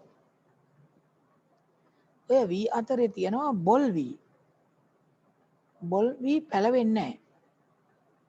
එතකොට දැන් අපි කුඹුරේ වී හියගෙන ගියාම බොල් වී තිබුණොත් අර කුඹුරේ තැන් වල ගොයම් පැල එන්නේ නැහැ. එතකොට අවසානයේ අස්වැන්න ලැබෙනකොට අර අස්වැන්න අඩු වෙනවා. ඒ වර්ග ප්‍රමාණයට තියෙන ගස් ප්‍රමාණය අඩු හින්දා. ඒ හින්දා මේ කුඹුරේ ඉහින වී හොඳම තත්වයේ වී විදියට තමයි ඉහින්න ඕන වපුරන්න ගන්න වී ඉහින්න ගන්න වී තමයි බිත්තර වී කියන්නේ. දැන් මේ බිත්තර වී වලින් ඔය බොල් වී අයින් කරගන්න පාවිච්චි කරනවා ක්‍රමයක්. මොකද්ද ක්‍රමය? ඔව් බිත්තර වී වලින් බොල් වී අයින් කරගන්නේ කොහොමද? හංසක ජලය පා කිරීම. ඔව් මේකෙදි කරන්නේ ජල භාජනයකට දානවා අර බිත්තර වී ටික. ජල භාජනයට දැම්මහම අර බොල් වී කියන ඒවා බරින් අඩුයි, ඝනත්වයෙන් අඩුයි. ඒ නිසා ඒවා ජලය මතු පිට පාවෙනවා. අර හොඳ පැලවෙන්න පුළුවන් වී ඝනත්වයෙන් වැඩි, බරින් වැඩි. ඒ නිසා මේ ජල භාජනය යටට යනවා. අර උඩ පාවෙන වී ටික ඉවත් කරලා ඉතුරු ටික ගත්තාම ඒ ටික පැලවෙන්න පුළුවන් හොඳ තත්ත්වයේ වී. ඒ නිසා මේ බිත්තර වී වලින් බොල් වී අයින් කරගන්නේ ජලයේ පා කිරීම නැත්නම් ජල භාජනයකට දැමීම. එතකොට බොල් වී උඩ පාවෙනවා. ඒ ටික අයින් කරගන්නවා. ඊළඟට තියෙනවා උක් යුෂ වලින් සීනි වෙන් කිරීම. දැන් උක් යුෂ වලින් තමයි සීනි හදන්නේ. සීනි කැට හදන්නේ. ඒතර කොහොමද මේ උක් යුෂ අරගෙන ඒකෙන් සීනි වෙන් කරගන්නේ? උක් යුෂ වලින්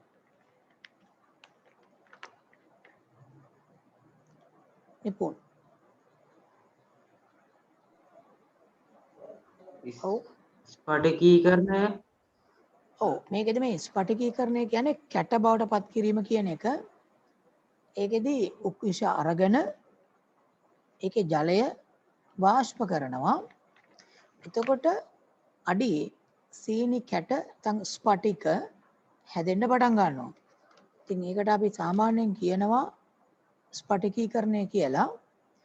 එතන වෙන්නේ උක් යුෂ අරගෙන ජලය වාෂ්ප වෙන සලස්වනවා. එතකොට සීනි කැට බවටපත් වෙනවා. ඒ ක්‍රමයට කියනවා ස්පටිකීකරණය කියලා. කැට බවටපත් කිරීම. ඊට පස්සේ වෙනවා ඉල්ලම් පස් වලින් මැණික් වෙන් කිරීම. මොනවද මේ ඉල්ලම් පස් කියන්නේ? කයෙන් හරි ඉල්ලගත්තේවද? ඉල්ලම් පස් කියන්නේ මැණික් පතලක් හැරුවාම ඒ හාරලා එළියට ගන්න පස් වලට කියන්නේ ඉල්ලම් පස් කියලා. ඒතර මේකේ තියෙනවා පස්, ගල්, වැලි, මැණික් සංඝටක ගොඩක්. ඒකෙන් මැණික් වෙන් කරන්න මොකද පාවිච්චි කරන ක්‍රමය? නවින්දු මොකද්ද ක්‍රමය? ගැරීම ඔව් මේකෙදි කරන්නේ අර මං කිව්වේ ඉල්ලම් පස් කියලා. අන්නේ ඉල්ලම් පස් ටිකක් ගැරුම් වට්ටිය කියලා වට්ටියකට දාලා ගලාගෙන යන ජල පහරකට මේක අල්ලනවා. ගඟක් වෙන්න පුළුවන්, ඇලක් දොලක් වෙන්න පුළුවන්. එතකොට ගැරුම් වට්ටිය ඇතුලේ අර ඉල්ලම් පස් තියෙනවා. ඒක ජල පහරට දාලා ගරනවා. ඒක හරහා ජලය යන විදිහට. එතකොට වෙන්නේ සාමාන්‍ය පස් සහ සාමාන්‍ය ගල් වැලි ඝනත්වයෙන් අඩුයි. ඒ නිසා ඒවා ජලයත් එක්ක ගැරුම් වට්ටියෙන් එළියට ගහගෙන යනවා. හැබැයි මැණික් වල ඝනත්වය වැඩි හින්දා ඒවා ගැරුම් වට්ටිය පහළට යනවා. ඒතර උඩ තියෙන ඒවා ජල පහරත් එක්ක ගැරුම් වට්ටියෙන් එළියට යනවා. ඒ නිසා ඝනත්වය වැඩි පාෂාණ කොටස් ගැරුම් වට්ටියේ ඉතුරු වෙනවා. ඊළඟට මේ ගැරුම් වට්ටිය අරගෙන ඉර එළියට අල්ලනවා. එතකොට මැණික් දිලිසෙන්න පටන් ගන්නවා ඉර එළිය වැටලා. ඉතින් මූලික ක්‍රමය තමයි අර ජල පහරකට ඉල්ලම් පස් ටික ජල පහරකට අල්ලනවා ගැරුම් වට්ටියකට දාලා. ඒ ගරන්න පාවිච්චි කරන වට්ටියට කියන්නේ ගැරුම් වට්ටිය කියලා. ගැරුම් වට්ටියකට ඉල්ලම් පස් තමා ගැරීම.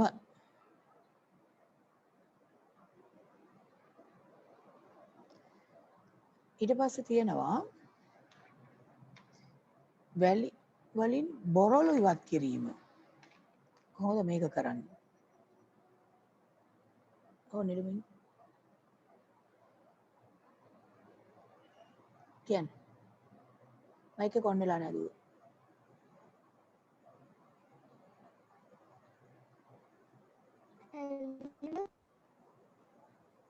ඇලීම. හරි. මේක අපි කරන්නේ මොන වගේ වෙලාවද බලන්න. ඒ කියන්නේ අර වැලි වලින් බොරළු අයින් කරන්නේ ගෙවල් හදනකොට දැකලා ඇති.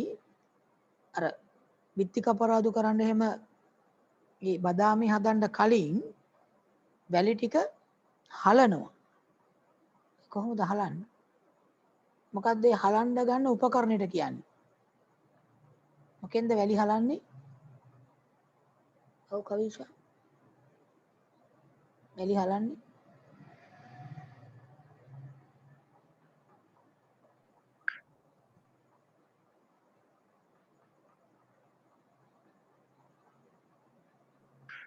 කියන්න. රයිසිය මගේ. රයිසිය මගේ. රයිසිය කියන උපකරණය තමයි පාවිච්චි කරන්නේ. හරි. ඒකට දාලා අර වැලි ටික හලනකොට රයිසිය තියෙන කුඩා සිදුරු එතකොට කුඩා වැලි අංශු එකෙන් හැලෙනවා බිමට ලොකු ගල් කැට බොරළු ඒ රයිසිය දැලේ රැඳෙනවා. එතකොට ඒ ක්‍රමයට තමයි වැලි සහ බොරළු වෙන් කරන්නේ. ඒකේ වඩා හොඳයි අර රයිසිය මගින් හැලීම කියලාම ලියුවොත්. දැන් හැලීම කිව්වම අපි දන්නේ නැහැ මොකෙන්ද කරන්නේ කියලා. රයිසියක් මගින් හැලීම. ඊපස්සේ මොකද්ද තියෙන්නේ? කුරුඳු කොළ වලින් කුරුඳු තෙල් වෙන් කිරීම. කුරුඳු කොළ වලින් කුරුඳු තෙල්. දැන් කුරුඳු ගහේ අඩංගු වෙනවා මේ වාෂ්පශීලී සංඝටකයක් කුරුඳු තෙල් කියලා. අන්නේ කුරුඳු තෙල් ඒ ශාක කොටස් වලින් අයින් කරගන්න පිටතට ගන්න පාවිච්චි කරන විශේෂ ක්‍රමයක් තියෙනවා. මේකෙදි කරන්නේ සමහර අය දැන් ලියලා ඇති සනොමි මොකක්ද ඒ ක්‍රමය? හුමාලාසවනය. ඔව් මේක අපි හඳුන්වන්නේ විද්‍යාත්මකව හුමාලාසවනය කියලා. ඇත්තට මොකද්ද මේ හුමාලාසවනයේදී වෙන්නේ? මේකෙදි කරන්නේ භාජනයකට කුරුඳු කොළ දාලා ඊට පස්සේ වෙන භාජනයක වතුර රත් කරලා හුමාලේ බවට පත් කරනවා. ඒ හුමාලේ එවනවා අර කුරුඳු කොළ දාපු භාජනයට. ඒතර කුරුඳු කොළ ටික තැම්බෙනවා හුමාලේ. කුරුඳු කොළ තැම්බෙනකොට කුරුඳු කොළ ඇතුලේ තියෙන කුරුඳු තෙල් වාෂ්ප විදිහට හුමාලයත් එක්ක එළියට එනවා. ඊට පස්සේ ඒ එන වාෂ්ප වෙනම තියෙනවා මේ විද්‍යාගාරික උපකරණයක් විදිහට ලීබික් කන්ඩෙන්සරය කියලා කියන්නේ. මේක වඩා විස්තරාත්මකව ඔයගොල්ලෝ 11 ඉගෙන ගන්නවා. අන්න ඒක හරහා යවුවාම අර වාෂ්ප ටික නැවත ද්‍රව බවට පත් වෙනවා සිසිල් වෙලා. යම් ද්‍රව්‍යයක් රත් කරලා වාෂ්ප කරලා ඉවර වෙලා වාෂ්ප නැවත සිසිල් කිරීමෙන් ද්‍රව බවට පත් කරනවා නම් ඒකට විද්‍යාවේදී කියන්නේ ආසවනය. හැබැයි මේ ක්‍රියාව සඳහා හුමාලය පාවිච්චි කරන නිසා තමයි මේකෙදී හුමාලාසවනය කියන්නේ. එතකොට හුමාලයෙන් කුරුඳු කොළ තම්බලා දැන් කුරුඳු කොළ භාජනයකට දාලා ඒකට හුමාලය එන්න සලස්වනවා. එතකොට කුරුඳු කොළවල තියෙන කුරුඳු තෙල් හුමාලයත් එක්ක වාෂ්ප විදියට එළියට එනවා. ඒක ලීබික් කන්ඩෙන්සරය කියලා විදුරු උපකරණයක් කරා යවනවා. අන්න එතෙන්දී නැවත හුමාලයේ ජලය බවටත් කුරුඳු තෙල් වාෂ්ප කුරුඳු තෙල් බවටත් පත් වෙනවා. මේ දෙක ඊට පස්සේ එළියට එනකොට එකතු කර ගන්නවා. එතකොට මේ එකතු කරන භාජනයේට දැන් ද්‍රව දෙකක් එකතු වෙනවා. එකක් ජලය අනිත් එක කුරුඳු තෙල්. හැබැයි මේ දෙක තෙල් වර්ගයකුයි ජලයයි නිසා තට්ටු දෙකක් විදියට ස්තර දෙකක් විදියට තමයි හිටින්නේ. දැන් හරියට පොල් තෙල් ජලය ස්තර දෙකක් විදියට තියෙන්නේ. ඒ වගේ. ඒ ක්‍රමයටයි මේ හුමාල ආසවනය කියන එක කරන්නේ. දැනට ඔහොම හුමාල ආසවනය කියලා ලියන්න මතක තියාගන්න මේ හුමාලයෙන් කුරුඳු කළත් හම්බලා වාෂ්ප කරලා ඒ වාෂ්ප සිසිල් කිරීමක් කරන්නේ. මේක කරන්නේ කොහොමද? උපකරණ සකස් කරන්නේ කොහොමද? ක්‍රියාවලිය කොහොමද කියන එක මම කියවනේ මේ පාඩම නැවත 11 තියෙනවා කියලා. 11 දී ඉගෙන ගන්න. ඊයේ 11 පන්තියට ගලෙත් මේ කොටසම තමයි මම. දැන් 11 අයට. ඊට පස්සේ තියෙනවා මුහුදු ජලයෙන් ලුණු වෙන් කිරීම. ඒක නම් දන්නවා. දැකලා ඇති. කොහෙද මුහුදු ජලයෙන් ලුණු වෙන් කරන්නේ කියලා. ඔව්. දෙවිඤ්ඤා මොකද්ද ක්‍රමය? වාෂ්පීභවනය. ඔව්. අපි ඒකට කියනවා වාෂ්පීභවනය කියලා. එතන මේ ඔයගොල්ලන්ගේ මේ අච්චු පොතේ නම් මං හිතන්නේ වාෂ්පීකරණය කියලා තියෙන්නේ. ඒක ඒ වචනේ වැරදි. වාෂ්පීකරණයයි වාෂ්පීභවනයයි කියන්නේ දෙකක්. මොකද්ද මේ දෙකේ වෙනස? දිවන්‍ය කියපු උත්තරේ හරි. වාෂ්පීභවනය තමයි. මං හිතන්නේ ඔයගොල්ලන්ගේ අච්චු පොතේ තිබුණේ වාෂ්පීකරණය කියලා. වාෂ්පීකරණයයි වාෂ්පීභවනයයි වෙනස මොකද්ද? වාෂ්පීකරණය ඔයගොල්ලෝ කොහෙද හරි දැකලා තියෙනවද? වාෂ්පීකරණය සිද්ධ වෙන තැන මතක් කරගන්න පුළුවන්ද? වාෂ්පීකරණය සිද්ධ වෙන තැනක් මතක් වෙනවද?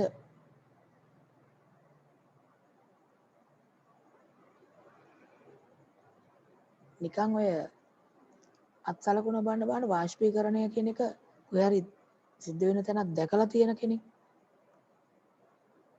වාෂ්පීකරණය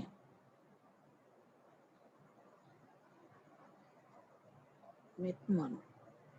ඔව් කියන බලන්න.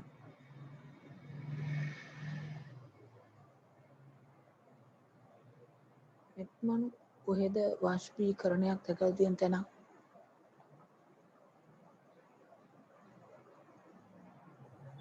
ගහක අත්තක් ඔයා පොලිතින් කියන්නේ වහලා තිබ්බාම ඔව් ඒක ගැන කියන්නේ. ඒ ගහක අත්තක් පොලිතින් කවරයක් ඇතුළට දාලා ගැට ගහලා තිබ්බහම ඇත්තටම එතන වෙන්නේ තව එකක්. ඒකට කියන්නේ උත්සේදනය. ඒක තවත් එකක්. හැබැයි මේ තැන් තුනේම ජලය වාෂ්ප වීම තමයි වෙන්නේ. වාෂ්පීභවනයේදීත් වාෂ්පීකරණයේදීත් ඔය උත්සේදනය කියන එකෙන් ජලය වාෂ්ප බවට පත්වීම තමයි වෙන්නේ. මේ වාෂ්පීකරණය නෙමෙයි ඒ උත්සේදනය. හැබැයි මම දන්නවා මෙතන 100 දෙනෙක් මේ වෙනකොට ඉන්නවා. මේ 100 දෙනාම වාෂ්පීකරණය දැකලා තියෙනවා. වාෂ්පීකරණය දැකලා තියෙනවා. මේ 100 දෙනාම දැකලා තියෙනවා.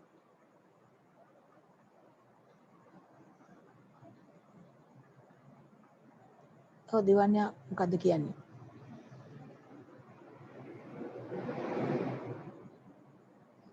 මයික් එක ඔෆ් වුණානේ. හරි. වතුර උණු කරද්දී හරි. වෙන එක.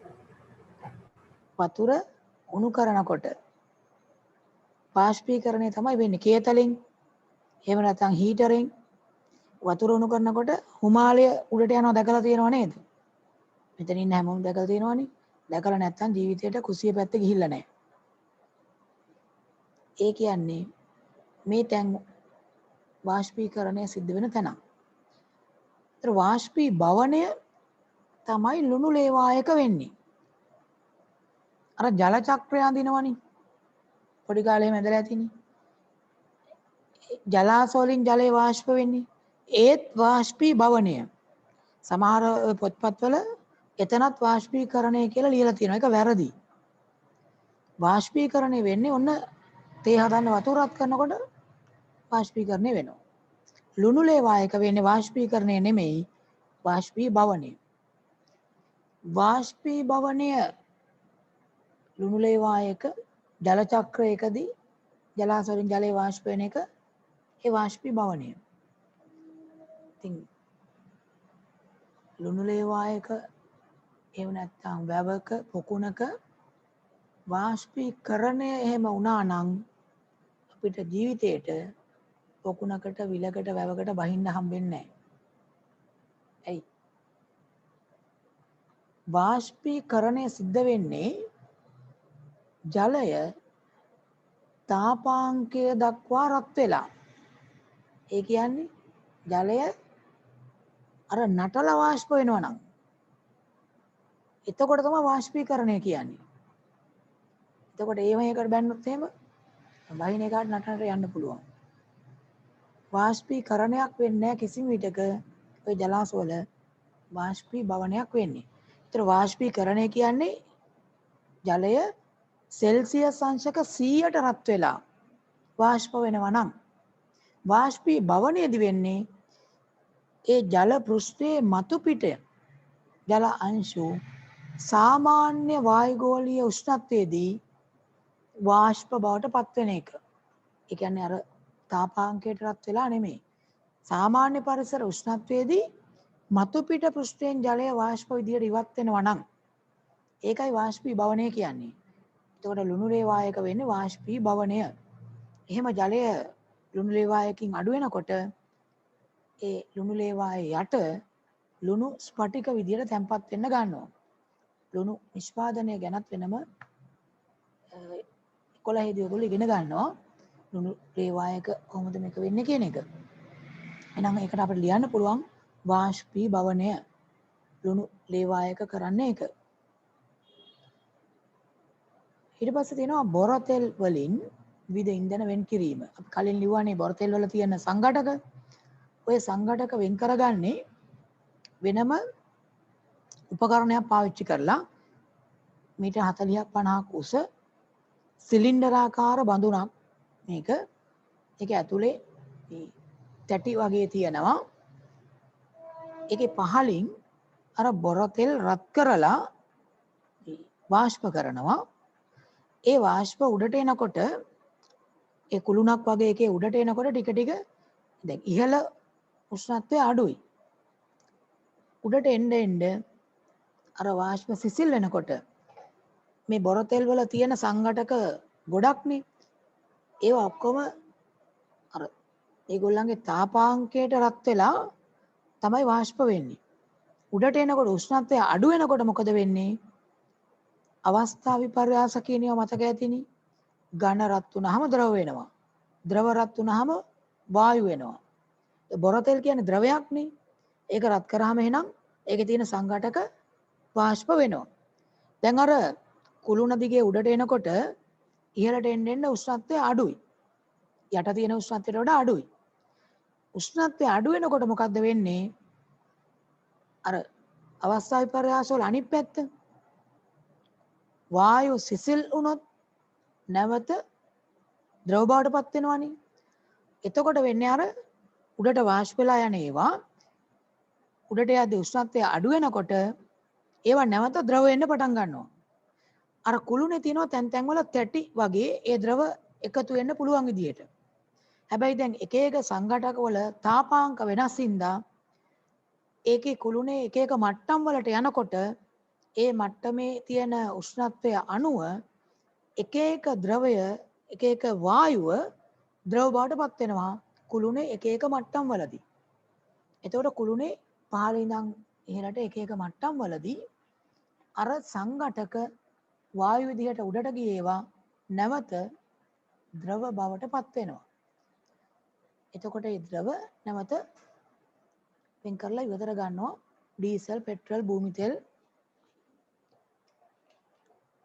ඒ කියන අර සංඝටක මේ වගේ පාවිච්චි කරන කුළුණ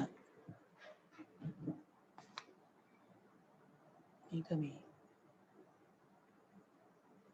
උස කුළුණක් විදිහට තියෙන්නේ. මේකට වෙනම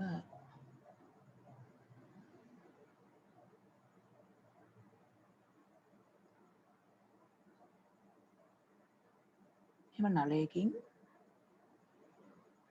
බොරතෙල් එවනවා මෙහෙන් රත් කරනවා මේ පැත්තෙන් බොරතෙල් එවනවා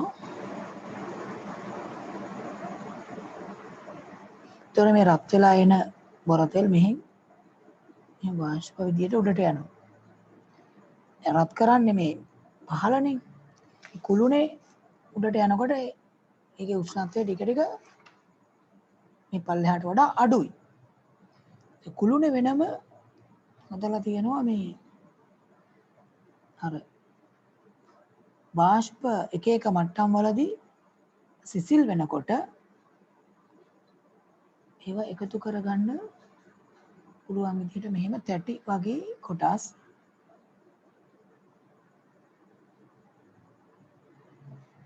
මේවා වෙනම නල එළියට දාලා තියෙනවා. එතකොට මේ තැටි වගේ කොටස් වල එකතු වෙන ඒවා ඉවතට ගන්නවා. මේ උඩට යන අර වාෂ්ප අපි හිතමු දැන් මේ හරි උෂ්ණත්වය යටට වඩා අඩුයි. එතකොට අර සමහර වාෂ්ප මේකේ ද්‍රව බවට පත් වෙනවා මේ මට්ටමේදී. තව ටිකක් උඩට යනකොට උෂ්ණත්වය අඩු වෙනකොට තව සංඝටක වර්ගයක් ද්‍රව බවට පත් වෙනවා. සිසිල් වීම නිසා. එහෙම එක එක මට්ටම් වලදී අර තාපාංකයේ එකිනෙකට වෙනස් සංඝටක සිසිල් වෙලා ද්‍රව වෙනවා. ඒවා ඉවතට ගන්නවා. අන්තිමට මේ හරියට එනකොට සෙල්සියස් අංශක 30 වගේ උෂ්ණත්වයේදී වායු විදිහට තියෙන LP ගෑස් වගේ ඒවා මෙතනින් එළියට යනවා. ওই විදිහට තමයි අර ඩීසල් පෙට්‍රල් භූමි තෙල් වගේ ඒවා එකතු කරගන්නේ. මේ ඉහළ මට්ටම් වල තමයි පෙට්‍රල් වගේ එකක් එකතු වෙන්නේ. මේක හඳුන්වන්නේ ආසවන කුළුණ කියලා. මේ ක්‍රමයට කියන්නේ භාගික ආසවනය. භාගික ආසවන ක්‍රමයට තමයි බොරතෙල් පිරිපහදු කිරීම නැත්නම් බොරතෙල් වලින් ඩීසල් පෙට්‍රල් භූමි තෙල් වගේ සංඝටක වෙන් කර ගැනීම කරන්නේ. ඊට පස්සේ සාමාන්‍ය ජලයෙන් ආශ්‍රිත ජලය ලබා ගැනීම. ඒ කියන්නේ පිරිසුදුම තත්ත්වයේ තියෙන ජලය ලබා ගන්න එක. ඒකෙදි කරන්නේ ජලය රත් කරලා හිමාලය බවට පත් කරනවා. ඒ හිමාලය ලීබික් කන්ඩෙන්සරය කියලා උපකරණයක මේ ගැන ඉදිරියේදී ඒගොල්ලෝ ඉගෙන ගන්න ඉහළ පන්ති වලදී ලීබික් කන්ඩෙන්සරය කියලා එකට කියන්නේ. ඒක මේ වීදුරු නලයක්. එහෙම නල දෙකක් විදිහට තියෙන්නේ. ඇතුලේ කුඩා නලයක් තියෙනවා. ඊට පිටතින් මෙහෙම විශාල නලයක් තියෙනවා. දෙක ඇතුලෙන් සම්බන්ධයක් නැහැ. එහෙම තියෙන්නේ. අර ජලය රත් කරලා හිමාලය බවට පත් වෙච්ච ඒවා මෙතනින් මේ කුඩා නලය ඇතුලට ඇතුල් කරනවා. පිටත නලේ මෙතනිනුයි මෙතනිනුයි පට දෙකක් සම්බන්ධ කරන්න පුළුවන්. මේ පහළ වටෙන් වතුර ඇතුලට එවනවා. එතකොට මේ මෙන්න මේ කොටස වටේ ජලයෙන් පිරලා යනවා. මෙතනින් මේ ජලය ඉවතට ගන්නවා. මෙහෙන් ජලය ඇතුල් කරනවා. මෙතනින් පිට කරනවා. මෙතනින් තමයි හිමාලය වන්නේ. ජලය රත් කරලා. එතකොට මේ හිමාලය මේක දිගේ යනකොට ඒකේ පිටත වීදුරු නලයේ තියෙන්නේ සිසිල් ජලයේ හින්දා මේවෙන් තාපය උරා ගත්තාම මේ හිමාලය නැවත ජලය ද්‍රව බවට පත් වෙනවා. ඒ ද්‍රව විදියට එන ජලය තමයි ආශ්‍රිත ජලය කියලා කියන්නේ. ඒක භාජනයකට මෙහෙම එකතු කර ගන්නවා. එතකොට මෙතනින් ආශ්‍රිත ජලය පිරිසිදු තත්ත්වයේ තියෙන ජලය ඉවතට ගන්න පුළුවන්. මේ උපකරණයට කියන්නේ DB කන්ඩෙන්සරය කියලා. අර ඉලෙක්ට්‍රොනික වල පාවිච්චි කරන කන්ඩෙන්සර් එහෙම නෙමෙයි. විදුලි උපකරණයක් මේක. විද්‍යාගාරෙම තියෙනවා. මේකට කියනවා එතකොට සරල ආසවණය කියලා. මේ ක්‍රමය. සරල ආසවණය. කනිජ වැලි වලින් සමහර කනිජ වෙන් කිරීම. මේකදී සමහර කනිජ වැලි තියෙනවා චුම්බක ගුණ තියෙනවා. නිසා ඒ කනිජ වැලි වලට චුම්බකයක් අල්ලනවා. එතකොට ඒ චුම්බක ගුණ තියෙන ටික ඒකට ආකර්ෂණය වෙනවා. චුම්බකත්වයට ලක් කිරීම කියලා කියනවා. නැත්නම් චුම්බකයක් ඇල්ලීම. සහල් වලින් 10 වෙන් කරන ක්‍රමය ඔයගොල්ලෝ දන්නවා. අපිට ඒ සහල් වලින් 10 වෙන් කරන්න කුල්ලකින් පොළණයක කරන්න පුළුවන්.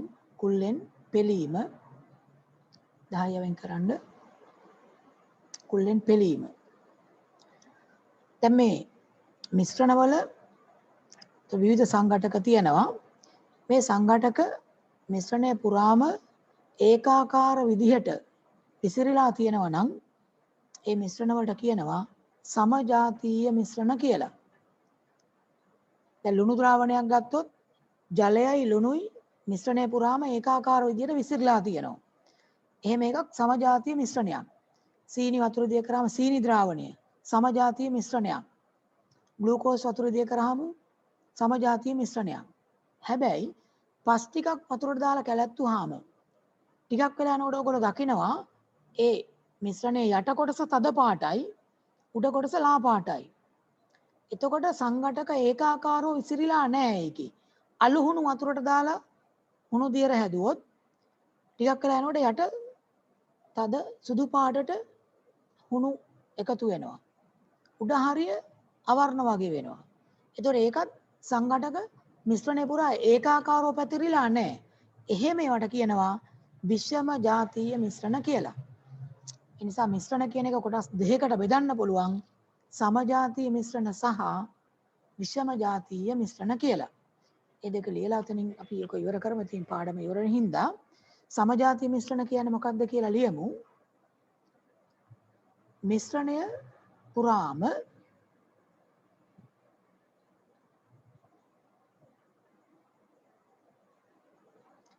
මිශ්‍රණය පුරාම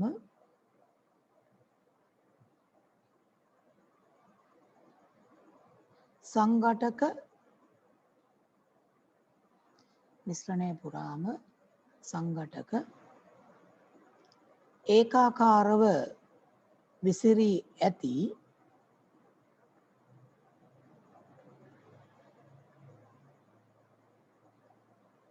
මිශ්‍රණය පුරාම සංඝටක ඒකාකාරව විසිරී ඇති ඒකාකාර සංයුතියක් සහිත මිශ්‍රණ ඒකාකාර සංයුතියක් සහිත මිශ්‍රණ. ඒතර උදාහරණ විදිහට ඔය ලුණු ද්‍රාවණය, සීනි ද්‍රාවණය,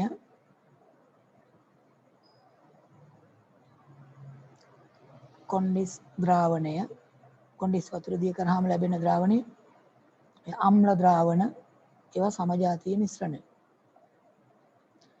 ඒවා මිශ්‍රණය පුරාම ඒකාකාර ස්වභාවයක් තියෙන්නේ. පාටක් තියෙනවා නම් හැමතැනම එකම පාට. ඊට පස්සේ විෂම ජාතීය මිශ්‍රණ කියන්නේ මොකක්ද කියලා ලියමු. මිශ්‍රණය පුරා සංඝටක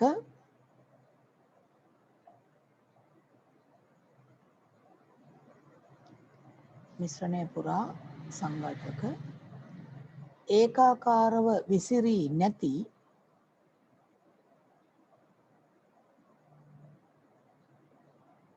ඒකාකාරව විසිරී නැති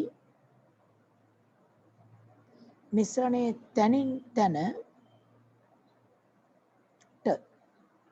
මිශ්‍රණයේ තනින් තැනට සංයුතිය වෙනස් වන මිශ්‍රණ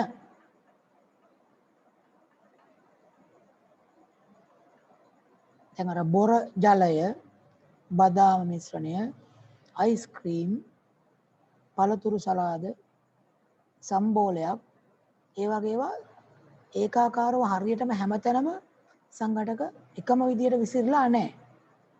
බොර ජලය, සම්බෝලයක්, උදාහරණ ඕන කීපයක් ලියන්න. අයිස්ක්‍රීම්, නිල් කුඩු ජලය මිශ්‍රණයක්, අලුහුණු ජලය මිශ්‍රණයක්, ඒ වගේ ඒවා ගන්න පුළුවන්. හදිස්සියේ ඉස්කෝලේ පටන් ගන්නවා කියලා කිව්වට අපි සාමාන්‍ය විදියට මේ ලබන සතියේ ඔන්ලයින් ක්ලාස් එකෙන්මයි හම්බ වෙන්නේ. ඒතකොට මොනවා හරි වෙනසක් වෙනවා නම් මම ඊළඟ සතියේදී කියන්නම්. ඒතර මේ පාඩම මෙතනින් ඉවර වෙනවා. ඒ වගේම දැන් අලුත් ටියුට් එක ගන්න පුළුවන් වුණාම මම ගෲප් එකට දාන්නම්. මෙතෙක් දැන් කරපු ටික චුට්ටක් කියවලා බලලා පාඩම් කරලා තියාගන්න. මේ ඊළඟ දවස් සම්බන්ධ වෙනකොට සමහර විට ඊළඟ දවසේ පොඩි ටෙස්ට් එකක් කරන්නත් පුළුවන්. ඒ නිසා පොඩ්ඩක් බලලා පාඩම් කරලා තියාගන්න. අදට එහෙමනම් අපි මේ ටික කරලා ඉවර කරමු. මොනවා හරි අලුතෙන් පණිවිඩයක් තොරතුරක් තිබුණොත් මම ගෲප් එකට දානවා, දැනුම් දීමක් කරනවා. ලබන සතියේත් එතකොට සාමාන්‍ය විදියට මේ ඔන්ලයින් ක්ලාස් එක තියෙනවා. අදට එහෙමනම් අපි ඉවර කරමු. අයබෝවන්, සුබ රාත්‍රියක්. Good night. Good night, sir.